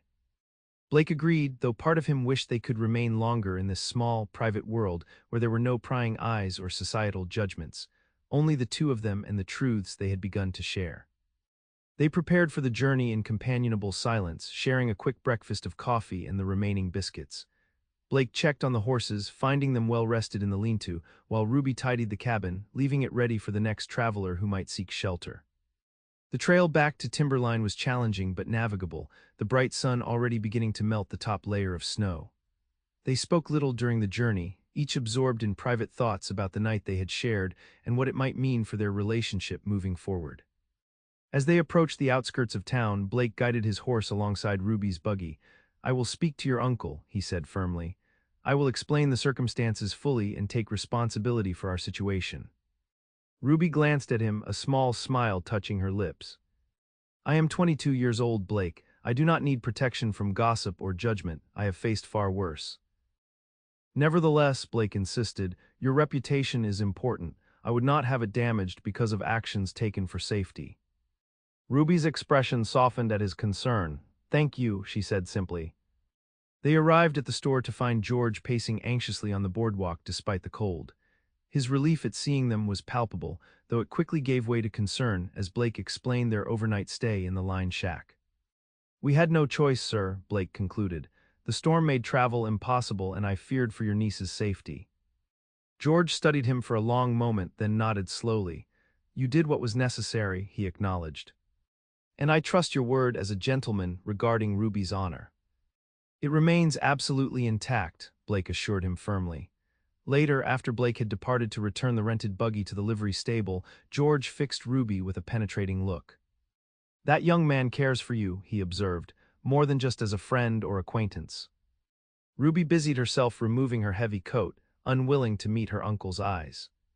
We have become friends, yes. Ruby, George said gently, I have eyes in my head. I see how he looks at you, and how you look at him when you think no one is watching. She finally met his gaze, her expression vulnerable. Does it seem foolish to you that a man like Blake might care for someone like me? George's weathered face softened with compassion. No, child, it seems perfectly natural. Your scars are just the visible evidence of your courage. A man worth having would see that, and I believe Blake Reynolds does. Tears pricked at Ruby's eyes. I am afraid to hope, she admitted in a whisper, after Charles, after everyone turned away. Not everyone, George reminded her gently. And certainly not Blake. Ruby nodded, wiping away a tear that had escaped despite her efforts. What should I do? Be honest with yourself and with him, George advised. Life on the frontier is too short and too precious for pretense or fear. His words echoed in Ruby's mind later that evening as she prepared for bed. Be honest. It sounded simple yet felt monumentally difficult. To acknowledge her growing feelings for Blake would be to risk rejection, to open herself to potential heartbreak. Yet the alternative, continuing to guard her heart, to deny the connection they shared, suddenly seemed equally painful. As Ruby brushed her hair before the small mirror, she studied her reflection with new eyes. The scars remained, would always remain, but they no longer defined her, no longer represented the sum total of who she was. Blake had helped her see that, had looked at her with admiration rather than pity, with interest rather than revulsion. Be honest, Ruby whispered to her reflection, and the truth, she realized, was that she was falling in love with Blake Reynolds, his quiet strength, his profound integrity, his ability to see beyond surfaces to the heart beneath. Whether he could return those feelings fully, whether he was ready to move beyond admiration to love, remained uncertain. But Ruby determined that she would no longer hide from the possibility out of fear. With that decision came a sense of peace Ruby had not experienced in years, the peace of accepting oneself completely, scars and all, and offering that authentic self to the world without apology or shame. January gave way to February, bringing with it some of the harshest weather in memory. Snow piled high in Timberline streets, and temperatures dropped so low that the creek outside town froze solid, allowing people to walk across its surface. The conditions made travel between the Double R and town almost impossible, leaving Blake and Ruby separated for nearly 3 weeks. The enforced absence gave Blake time to consider the feelings that had been growing within him since first meeting Ruby. He had come to Timberline a solitary man, determined to remain unattached, convinced that connection led inevitably to loss. Yet Ruby had breached his defenses without even trying, simply by being herself, brave, genuine, resilient. During the long winter evenings in the bunkhouse, as other hands played cards or swapped stories, Blake found himself carving, a skill he had learned from his father but rarely practiced. His pocket knife shaped small pieces of pine into delicate forms, a rose, a horse, a woman's profile with flowing hair. The other men teased him good-naturedly about his newfound hobby, especially when they noticed the woman's profile emerging from the wood. Got a sweetheart in town, Reynolds? One of the older hands asked with a knowing grin.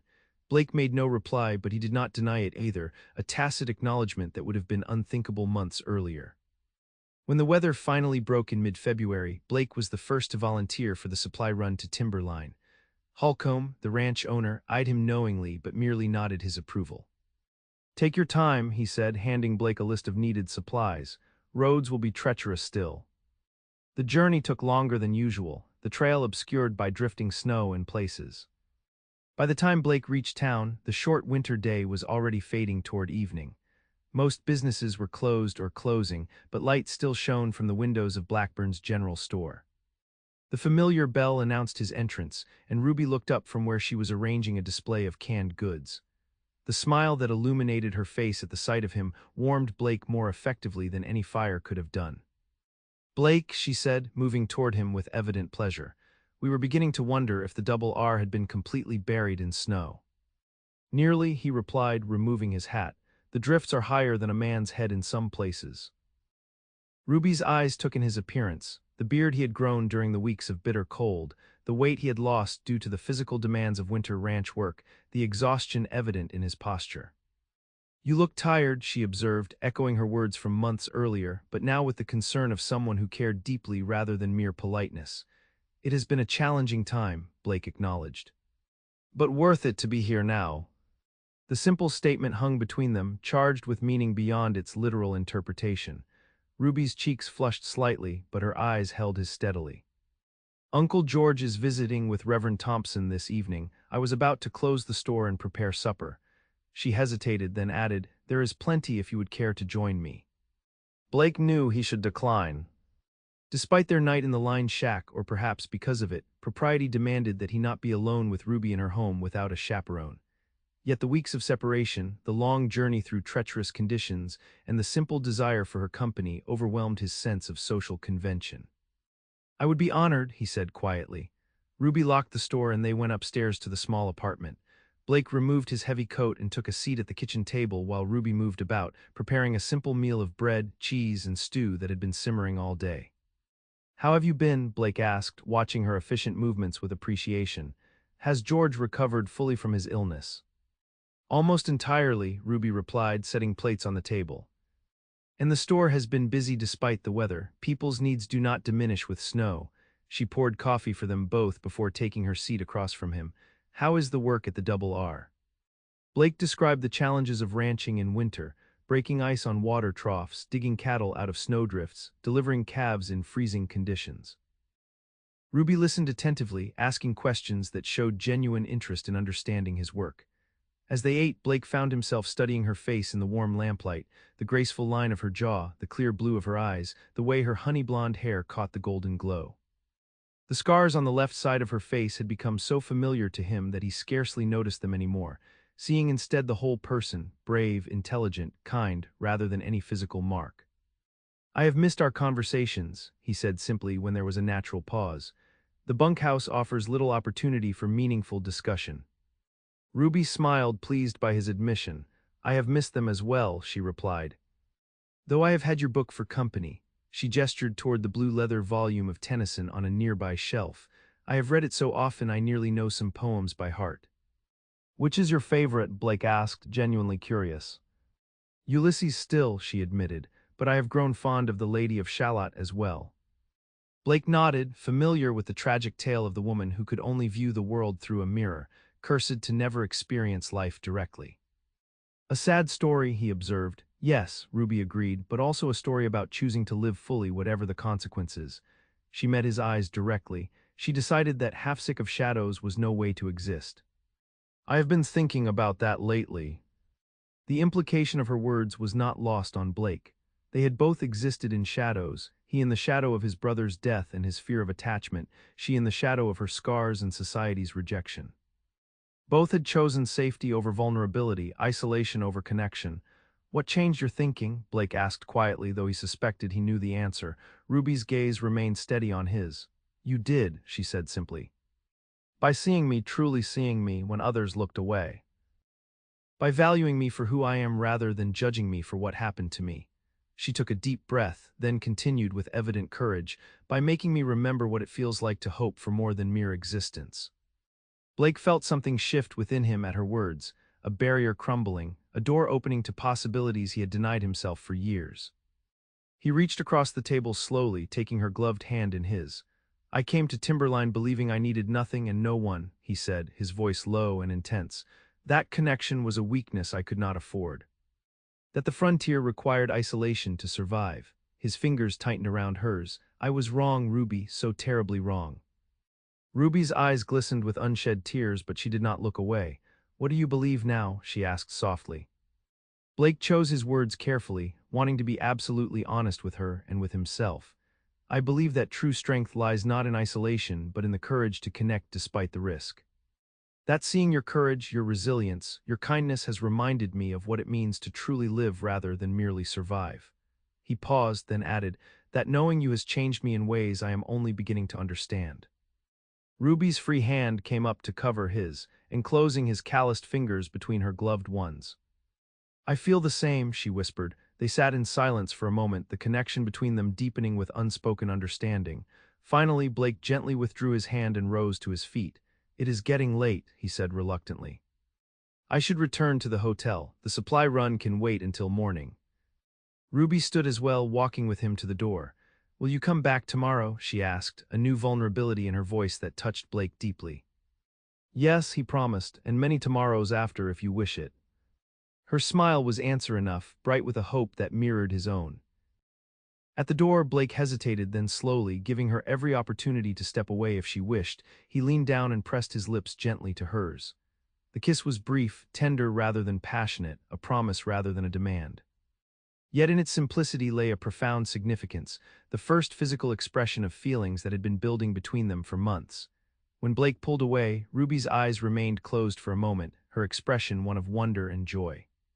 When she opened them, the look she gave him contained all the acceptance and affirmation he had ever yearned for. "Good night, Blake," she said softly. "Good night, Ruby," he replied, and stepped out into the cold winter night, his heart warmer than it had been in years. As February melted into March, Blake found himself spending every free moment in Timberline. The demands of the ranch kept him busy, but he rode into town whenever possible, sometimes just for an hour or two of conversation with Ruby at the store, sometimes for longer visits that included meals with her and George, who watched their growing closeness with evident approval. With the warming weather came increased activity in town. The railroad, which had been largely dormant during the worst of the winter, resumed regular service, bringing new settlers, supplies, and the latest news from the east. Among the arrivals was a photographer, a young man with an elaborate camera and ambitions to document frontier life. He is setting up a temporary studio next to the hotel, Ruby told Blake one afternoon as they walked along the boardwalk. The March sunshine was warm enough that she had dispensed with her heavy winter coat, wearing instead a lighter jacket over a dress of deep blue that complemented her eyes. Mrs. Peterson says he is offering special rates for family portraits before he moves on to Denver. Blake nodded absently, his mind on the small object in his pocket rather than the photographer. For weeks he had been carrying the carved rose he had created during the long winter evenings in the bunkhouse. He had refined it carefully, sanding it smooth, adding delicate details to the petals and stem. It was meant as a gift for Ruby, but he had been waiting for the right moment to present it. "Blake," Ruby's voice brought him back to the present, "did you hear what I said?" "I apologize," he said, smiling down at her. "I was thinking of something else." Ruby tilted her head slightly, studying his expression, something troubling. "No," Blake assured her quickly, "just something I have been considering." They had reached the edge of town, where the boardwalk ended and a narrow path led toward the creek. By unspoken agreement, they turned onto the path, seeking the privacy it offered away from Timberline's curious eyes. Their relationship had become the subject of considerable interest in the small community, with opinions ranging from approval to skepticism to outright disapproval. "Mrs. Wilson suggested yesterday that you are courting me out of pity," Ruby said suddenly, her tone deliberately casual, though Blake could detect the hurt beneath it. "She believes no man would genuinely be attracted to a woman with my condition unless he had ulterior motives or misplaced kindness." Blake stopped walking, turning to face her fully. "Mrs. Wilson is a bitter woman who has never known real love," he said firmly, "and she could not be more wrong." Ruby's eyes searched his face, seeking reassurance. "Are you certain?" "Sometimes I wonder myself why someone like you, handsome, capable, respected, would choose someone like me when there are unmarked women available." The vulnerability in her voice broke something open in Blake's chest. Without hesitation, he reached into his pocket and withdrew the carved rose. "I made this for you," he said, placing it in her gloved palm, "during those weeks when the snow kept me from town." Ruby stared at the delicate carving, her fingers tracing the intricate petals. "It is beautiful," she breathed. "You made this." Blake nodded. "I thought of you every night, alone in the bunkhouse with only this piece of wood and my pocket knife." Not with pity, Ruby, but with admiration, with longing, with— he hesitated, then committed himself fully— with love. The word hung between them, momentous and irreversible. Ruby's eyes widened, filling with tears that caught the afternoon sunlight like diamonds. "Blake," she whispered, his name a question and a prayer. "I love you," he said again, more firmly this time. "Not despite your scars, but with them as part of the remarkable woman you are. I love your courage, your kindness, your intelligence. I love the way you see beauty in simple things, the way you face life without bitterness despite having every reason for resentment." He took her free hand in his, holding it tightly. "If others cannot see your worth, that is their blindness, not your failing." A tear spilled down Ruby's cheek, down the scarred side, tracking a shining path along the ridged skin. "I love you too," she said, her voice breaking slightly. "I have for months, though I scarcely dared admit it even to myself." Blake reached up, gently brushing away her tear with his thumb. Then, with infinite tenderness, he cradled her face between his hands and kissed her, not the brief, chaste kiss of their first embrace, but a deeper connection that expressed all the feeling words could not contain. When they finally parted, both breathless, Ruby leaned her forehead against his chest. "What will we do?" she asked softly. "Your work takes you away. My uncle needs me here." Blake had been considering this very question for weeks. "Holcomb has offered me a position as foreman," he said, stroking her honey blonde hair gently. "The current man is retiring in May. It would mean more stability, a small house of my own on the ranch property." Ruby looked up at him, hope and uncertainty mingling in her blue eyes. "That sounds like a wonderful opportunity for you." "For us," Blake corrected gently, if you would consider a future together." The implications of his words were clear, though he had not formally proposed. Ruby's eyes searched his face, looking for any sign of doubt or hesitation. Finding none, she smiled, a full, radiant smile that transformed her features into something beyond conventional beauty. "I would consider it," she said softly. "More than consider it." Blake felt joy surge through him, bright and powerful as a mountain stream in spring. He lifted Ruby off her feet, spinning her in a circle that made her laugh with surprised delight. When he set her down again, they were both flushed and smiling, the carved rose still clutched carefully in her hand. "We should return," Ruby said reluctantly, aware of the time they had spent alone together. "Uncle George will be wondering where I am." Blake nodded, taking her hand as they turned back toward town. As they walked, he said, "I would like to speak with your uncle formally. To ask his blessing." Ruby squeezed his hand, her expression serious yet joyful. "He will give it gladly," she assured him. "He has been hoping for this outcome for months."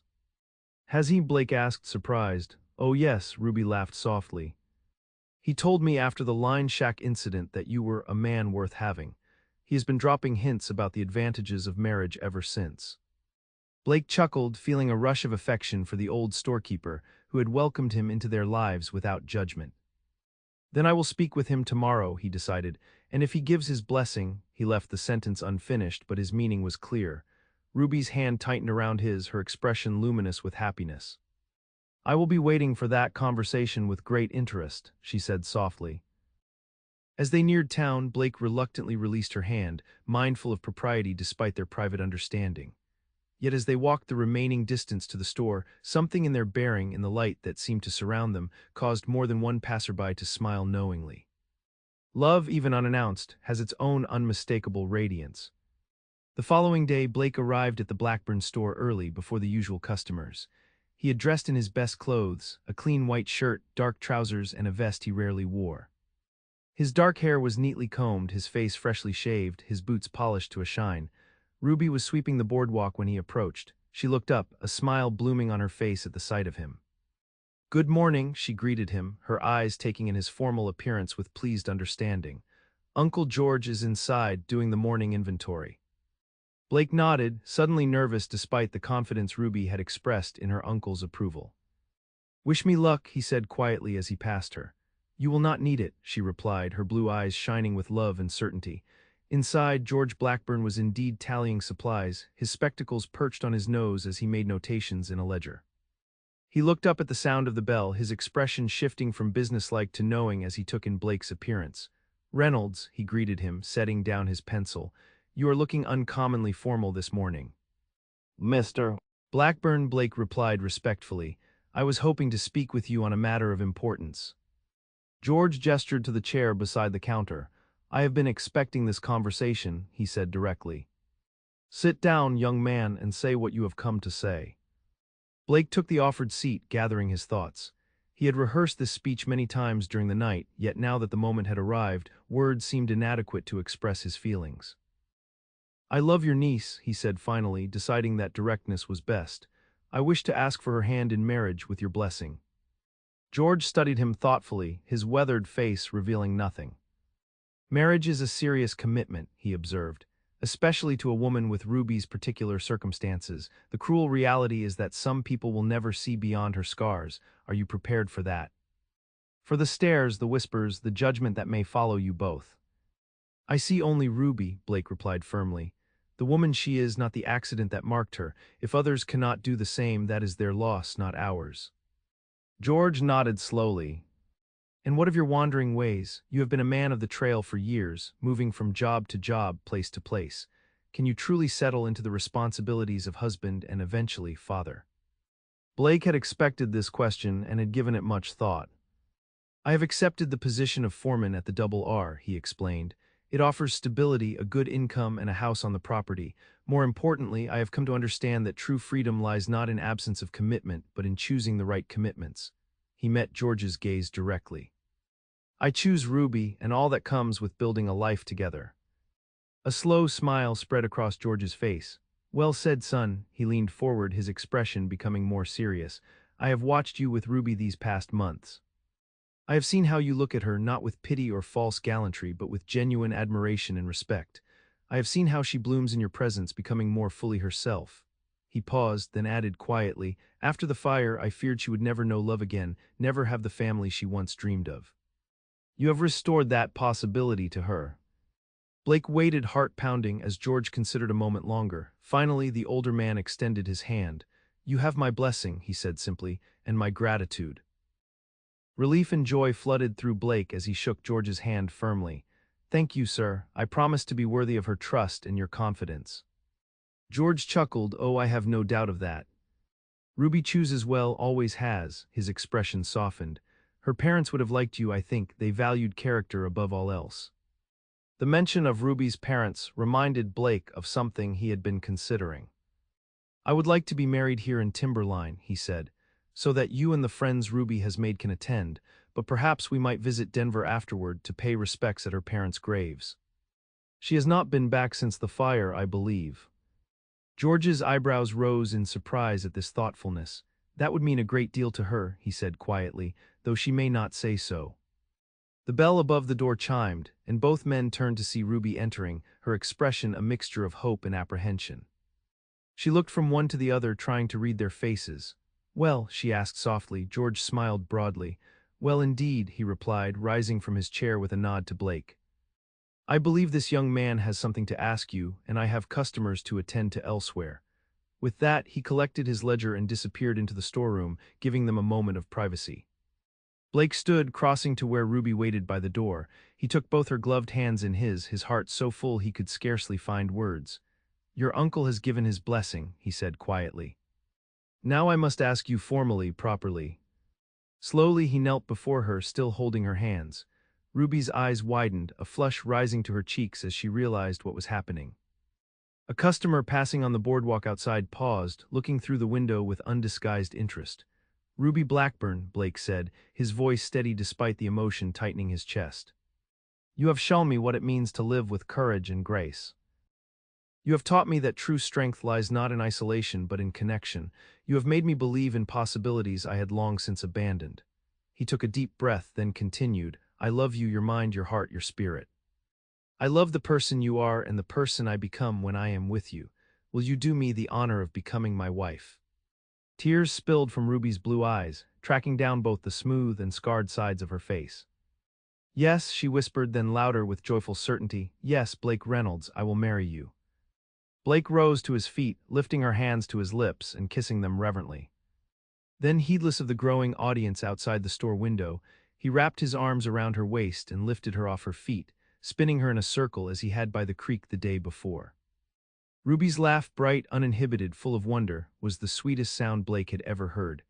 As he set her down, he kissed her with all the love and promise he felt, sealing their commitment before the curious eyes of Timberline.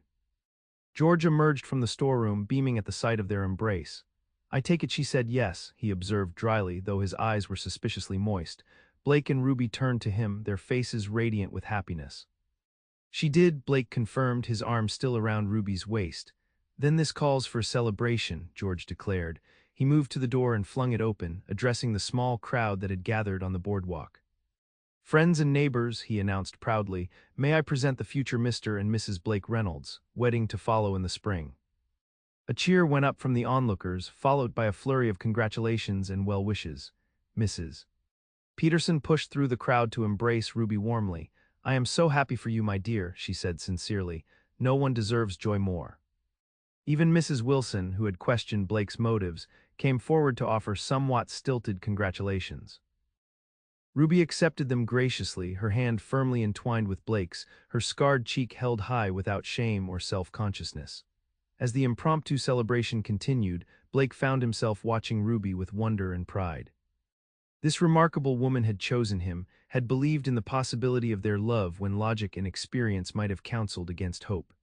In doing so, she had not only accepted his heart, but had also shown him how to reclaim the parts of himself he had closed off after Thomas's death. When their eyes met across the crowded store, Blake saw in Ruby's gaze all the promise of their future together. Not an easy path, perhaps, but one they would walk side by side, finding in each other the strength to face whatever challenges lay ahead. And in that moment, he knew with absolute certainty that in loving Ruby Blackburn, he had found not only his heart's desire but his true home. April arrived in a burst of green, the harsh winter giving way to a vibrant spring. Wildflowers carpeted the meadows around Timberline, and the creek ran high with snowmelt from the mountains.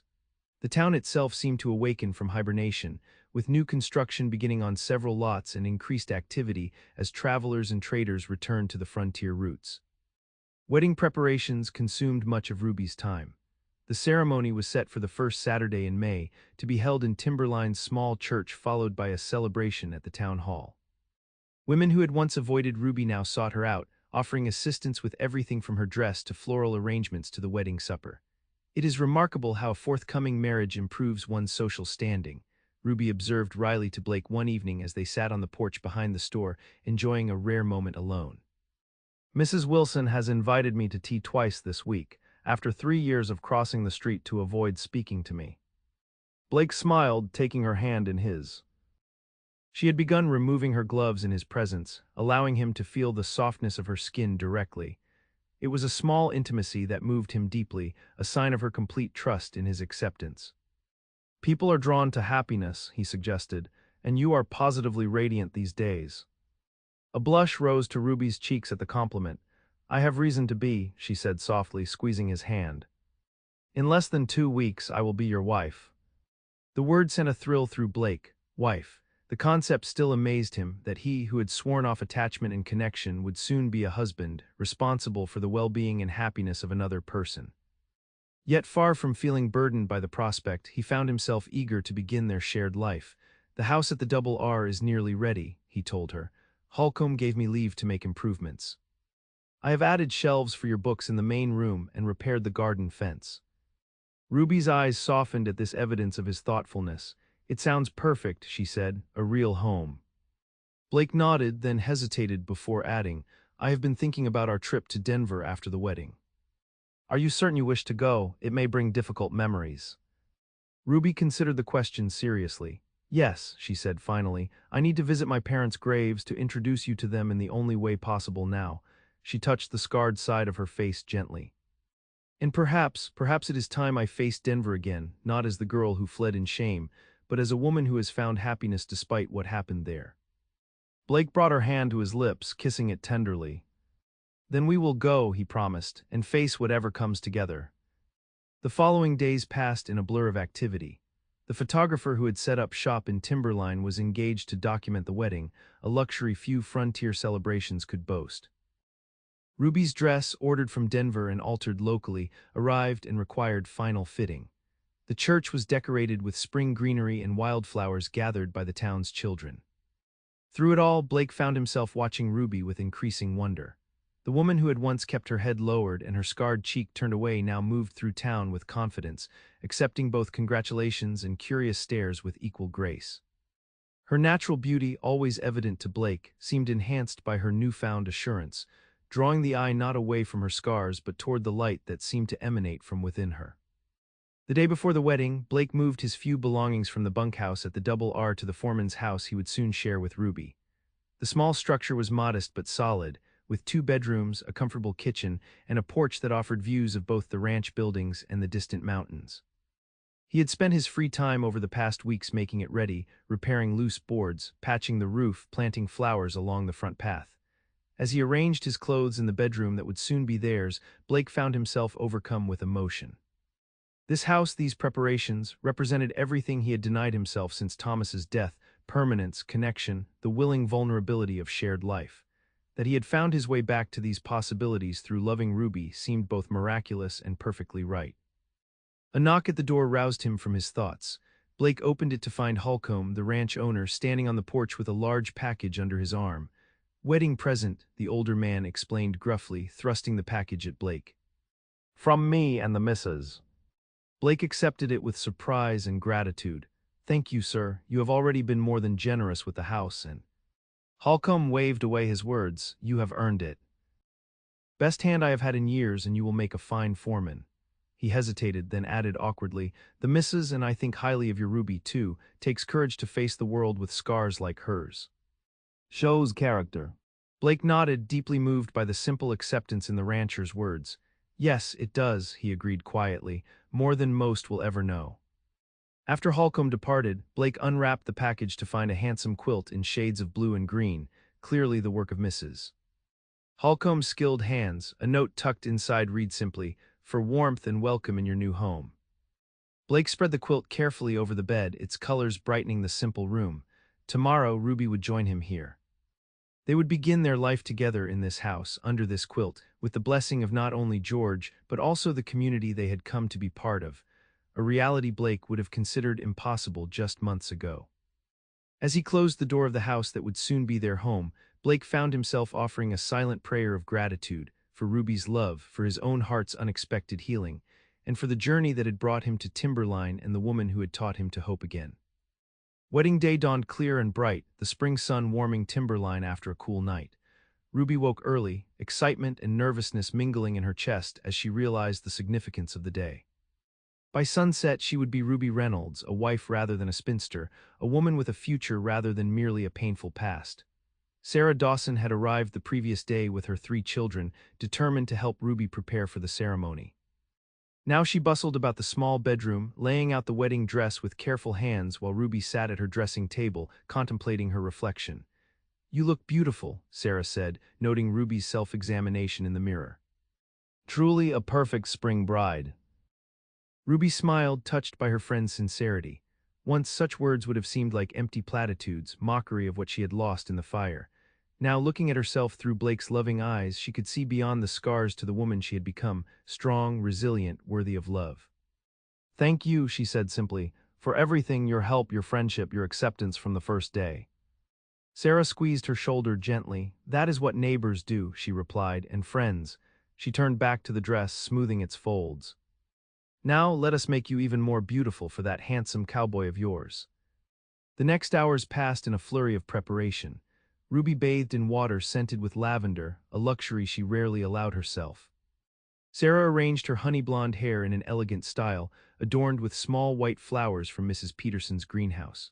The dress itself was simpler than the elaborate gown Ruby had once envisioned for herself in Denver, but its clean lines and fine fabric suited her perfectly. As midday approached, a knock at the door announced George's arrival to escort his niece to the church. He entered Ruby's room and stopped short, his eyes filling with tears at the sight of her. "You look so like your mother," he said softly. "She would be so proud, Ruby, so very proud." Ruby embraced him, careful not to wrinkle her dress. "Thank you for everything, Uncle George," she whispered, "for taking me in, for believing in me, for helping me find my way back to life."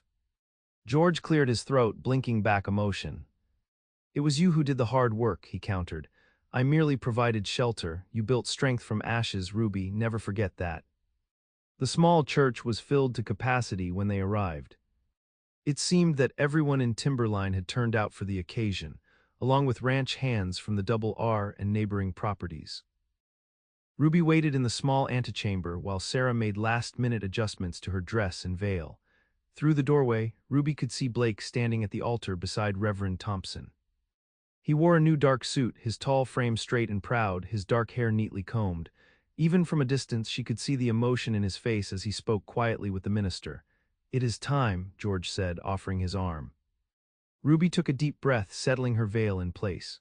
Unlike many brides who use the veil to hide their faces until the ceremony's end, Ruby had decided to wear hers back, her features, both scarred and unmarked, fully visible to all. It was a deliberate choice, a statement that she entered this marriage with complete openness, hiding nothing, offering her whole self to Blake and to their shared future. The small church organ began to play, and the congregation rose. Ruby took George's arm, her heart pounding with emotion as they began the walk down the aisle. She was aware of faces turning, of smiles and a few tears, but her gaze remained fixed on Blake, whose expression as he watched her approach was one of such profound love and wonder that it brought tears to her own eyes. When they reached the altar, George placed Ruby's hand in Blake's, then stepped back. Blake's fingers tightened around hers, warm and strong and steadying. "You are beautiful," he whispered, his voice rough with emotion. "Dearly beloved," Reverend Thompson began, but Ruby scarcely heard the familiar words of the ceremony. She was lost in Blake's eyes, in the journey that had brought them to this moment, from their first meeting in the store, through winter storms and spring renewal, from isolation to connection, from fear to love. They spoke their vows clearly, their voices carrying through the hushed church. Blake promised to cherish and protect, to honor and respect. Ruby promised to support and comfort, to trust and inspire. Both promised to love in sickness and health, in joy and sorrow, as long as they both should live. When Blake placed the simple gold band on Ruby's finger, his hands trembled slightly. When Ruby placed a matching band on his, her tears fell freely, though her smile never faltered. And when Reverend Thompson pronounced them husband and wife, the kiss they shared was both a culmination and a beginning, the closing of one chapter and the opening of another in the story they were writing together. The celebration that followed at the town hall was joyous and uninhibited. Tables groaned with food contributed by nearly every household in Timberline. A local fiddler and his friends provided music that soon had people dancing despite the crowded space. Children darted between tables, stealing cookies and creating their own games in the midst of the adult festivities. Through it all, Blake kept Ruby close, his hand often finding hers as though reassuring himself that she was truly his wife. They accepted congratulations from what seemed like hundreds of well-wishers, from the most prominent citizens of Timberline to the humblest ranch hands. "You have done well for yourself," Reynolds, the foreman from the cattle drive, said, clapping Blake on the shoulder. "Found yourself a real lady." "Thank you," Blake replied simply. "I am the fortunate one." The photographer captured images throughout the day, formal portraits of the bride and groom, candid moments of the celebration, groups of friends and family. For Ruby, who had avoided cameras since the fire, it represented another barrier overcome, another step toward fully embracing her life as it was now rather than mourning what might have been. As evening approached, Blake led Ruby outside for a moment of quiet away from the festivities. The spring air was cool but not cold, the western sky painted in spectacular shades of gold and crimson as the sun began its descent behind the mountains. "Happy, Mrs. Reynolds?" Blake asked softly, drawing her into the circle of his arms. "More than I ever imagined possible," Ruby replied, resting her head against his chest, listening to the steady beat of his heart beneath his new suit. "And you, Mr. Reynolds?" Blake tilted her face up to his expression serious despite the joy of the day. "I spent years believing that the frontier required isolation to survive, that connection was a weakness I could not afford," he said quietly. "You taught me the truth that real strength lies in love, in trust, in the courage to build something lasting in an uncertain world." He stroked her cheek gently, his fingers tracing the path of her scars with tenderness. "You are my home now, Ruby. Wherever we go, whatever comes, that will always be true." Ruby's heart swelled with love for this man who saw beyond her scars to the person she truly was, who had overcome his own deep wounds to offer her his heart and his future. "And you are mine," she whispered. Their kiss, witnessed only by the setting sun and the distant mountains, sealed promises beyond those spoken in the church, promises of understanding, of growth, of a love that would continue to deepen through all the seasons of their life together. Later that night, after the last guests had departed and they had thanked George and the Dawsons for their help, Blake and Ruby drove in the buggy he had borrowed from the Double R to their new home. The house glowed with lamplight, having been prepared earlier by Mrs. Holcomb as a special surprise. Blake lifted Ruby into his arms to carry her across the threshold, a traditional gesture that made her laugh with delight. Inside, they found the table set with a cold supper and a bottle of wine, the stove lit to ward off the evening chill, and fresh flowers in a vase by the bed, thoughtful touches to welcome the newlyweds to their home. As Blake poured wine for them both, Ruby moved around the small house, taking in the evidence of his care in preparing this sanctuary for them. He had thought of everything: the rocking chair by the window positioned to catch the morning light, the heavy curtains to keep out the winter drafts, the shelves lined with a few treasured books he had clearly acquired from the bookshop in Colorado Springs.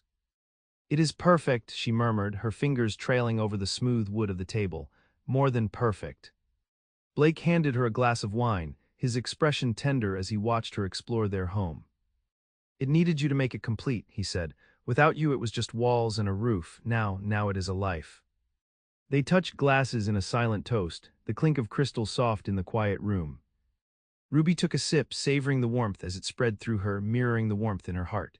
She looked at Blake, her husband, standing tall and proud in the center of the room, the man who had seen her when the world looked away, who had loved her when she felt unlovable. "To us," she whispered, raising her glass again. "To us," he echoed, his gaze intense. "To the future." He set his glass down and moved toward her, taking hers from her hand and placing it on the table. Then he took her face in his hands, his thumbs tracing the line of her jaw, the curve of her cheek, both the smooth side and the scarred one, making no distinction between them. "I have a confession," he said softly. "When I first saw you in the store, I told myself I was just passing through, that I would not stay, that I could not stay." Ruby smiled, remembering the guarded, solitary cowboy who had bought matches he didn't need. "I remember. You were very determined to be alone." "I was afraid," he admitted, his voice low. "Afraid of feeling again, afraid of losing again." He leaned his forehead against hers. "But you made me brave, Ruby. You made me want to stay." "And you made me want to be seen," she replied, closing her eyes as she leaned into his touch. "You gave me back my reflection." He kissed her then, a slow, deep kiss that held all the promise of the night and the years to come. It was a kiss of claiming, of belonging, of two souls finally finding their rest after a long and weary journey.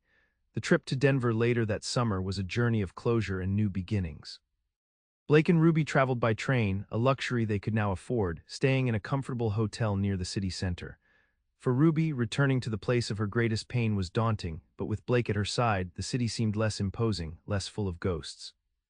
They visited the cemetery on a quiet Tuesday morning. The graves of her parents were well tended, the headstones clean and legible.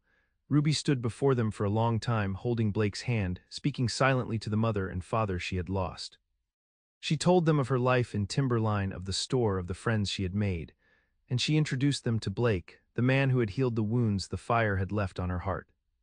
"They would have loved you," she told him as they turned to leave, her voice thick with emotion but free of the bitter grief that had once consumed her. "My father would have discussed poetry with you for hours, and my mother. She would have seen how you look at me, and that would have been enough."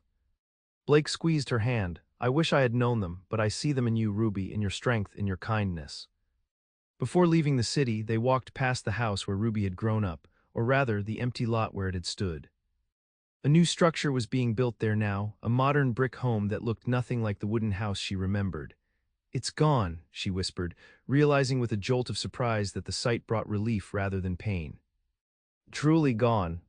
The past usually is," Blake said gently. "It is only the future that remains to be built." As they walked away, heading toward the train station and the journey home, they passed a fashionable dress shop. A woman emerged, elegant in silk and lace, accompanied by a man who looked vaguely familiar. It was Charles. Ruby stopped, her breath catching. He looked older, perhaps a bit heavier, but undeniably the man who had returned her ring and broken her heart. He saw her a moment later, his eyes widening in shock as they took in her face, the scars he had found so repulsive. "Ruby," he stammered, stopping on the sidewalk. The woman beside him looked curious, her gaze darting between them. "Hello, Charles," Ruby said. Her voice was calm, steady. She felt Blake tense beside her, his protective instinct flaring, but she squeezed his hand to signal she was fine. I heard you had moved away," Charles said, clearly uncomfortable. "I trust you are." "Well," Ruby looked at him, at the man she had once thought she needed to be happy. She saw the weakness in his jaw, the shallow concern in his eyes, and she realized with sudden, blinding clarity that losing him had been no loss at all. "I am very well, thank you," she replied, a genuine smile touching her lips.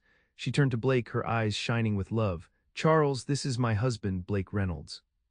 Charles looked at Blake, at the tall, broad-shouldered rancher who looked at Ruby as if she were the most precious thing on earth. He saw the possessive hand on her waist, the quiet strength in his stance, and for a moment something like envy flickered in Charles's eyes. Your husband, he repeated. I see, well. Congratulations. Thank you, Blake said, his voice cool and polite. Come, Ruby, our train will be leaving soon. He offered her his arm and Ruby took it, turning her back on Charles and the city of her past without a second glance. As they walked away, she felt a lightness she hadn't known she was missing, the final weight of rejection lifting from her shoulders, leaving her free. You were magnificent, Blake murmured in her ear as they boarded the train. Ruby laughed, leaning her head on his shoulder as the whistle blew. I was just myself, she said, thanks to you. 5 years later. The autumn of 1878 brought a golden harvest to the high country. The Double R Ranch prospered under Blake's foremanship, the herd growing healthy and fat on the rich summer grass. In the small house that had become a home filled with books and warmth, Ruby sat in the rocking chair by the window, watching the sunset paint the mountains in shades of fire and rose. In her arms, a 6-month-old baby girl slept soundly, a tuft of dark hair curling against her forehead. The door opened and Blake entered, bringing with him the crisp scent of the evening air. He removed his hat and coat, moving quietly to stand beside the chair. He looked down at his wife and daughter, his expression softening into that look of profound love Ruby had come to know so well. She's asleep, he whispered. Finally, Ruby smiled, touching the baby's cheek. She fought it, she didn't want to miss anything. Like her mother, Blake teased gently, bending to kiss Ruby. He lingered, his hand cupping her scarred cheek, his thumb brushing the skin that no longer felt like a barrier, but simply a part of the woman he adored. Uncle George sent word from town, he said, straightening. The new shipment of books arrived, and Mrs. Dawson says the school needs more fabric for the winter pageant costumes. Ruby nodded. I'll go in tomorrow. Sarah will need help with the patterns. She looked out the window where the first stars were appearing in the darkening sky. She thought of the lonely girl who had stepped off the stagecoach 6 years ago, convinced she would walk through life unseen and unloved. She thought of the scars that had once felt like a curse and realized they had been a map that led her here, to this house, to this child, to this man. What are you thinking? Blake asked, resting his hand on her shoulder. I was thinking about dragons, she said softly, remembering the little Dawson girl's question so long ago, and how sometimes the fire doesn't destroy you, it just clears the way for something new to grow. Blake smiled, leaning down to kiss the top of the baby's head, then his wife's. Something beautiful, he agreed. Outside, the wind whispered through the pines, no longer a lonely sound but a song of belonging. The world had turned away, but they had turned toward each other. And in the circle of lamplight, holding their future in their arms, Blake and Ruby knew they had found the only thing that truly mattered. A love that saw everything, accepted everything, and promised, against all odds, to last forever.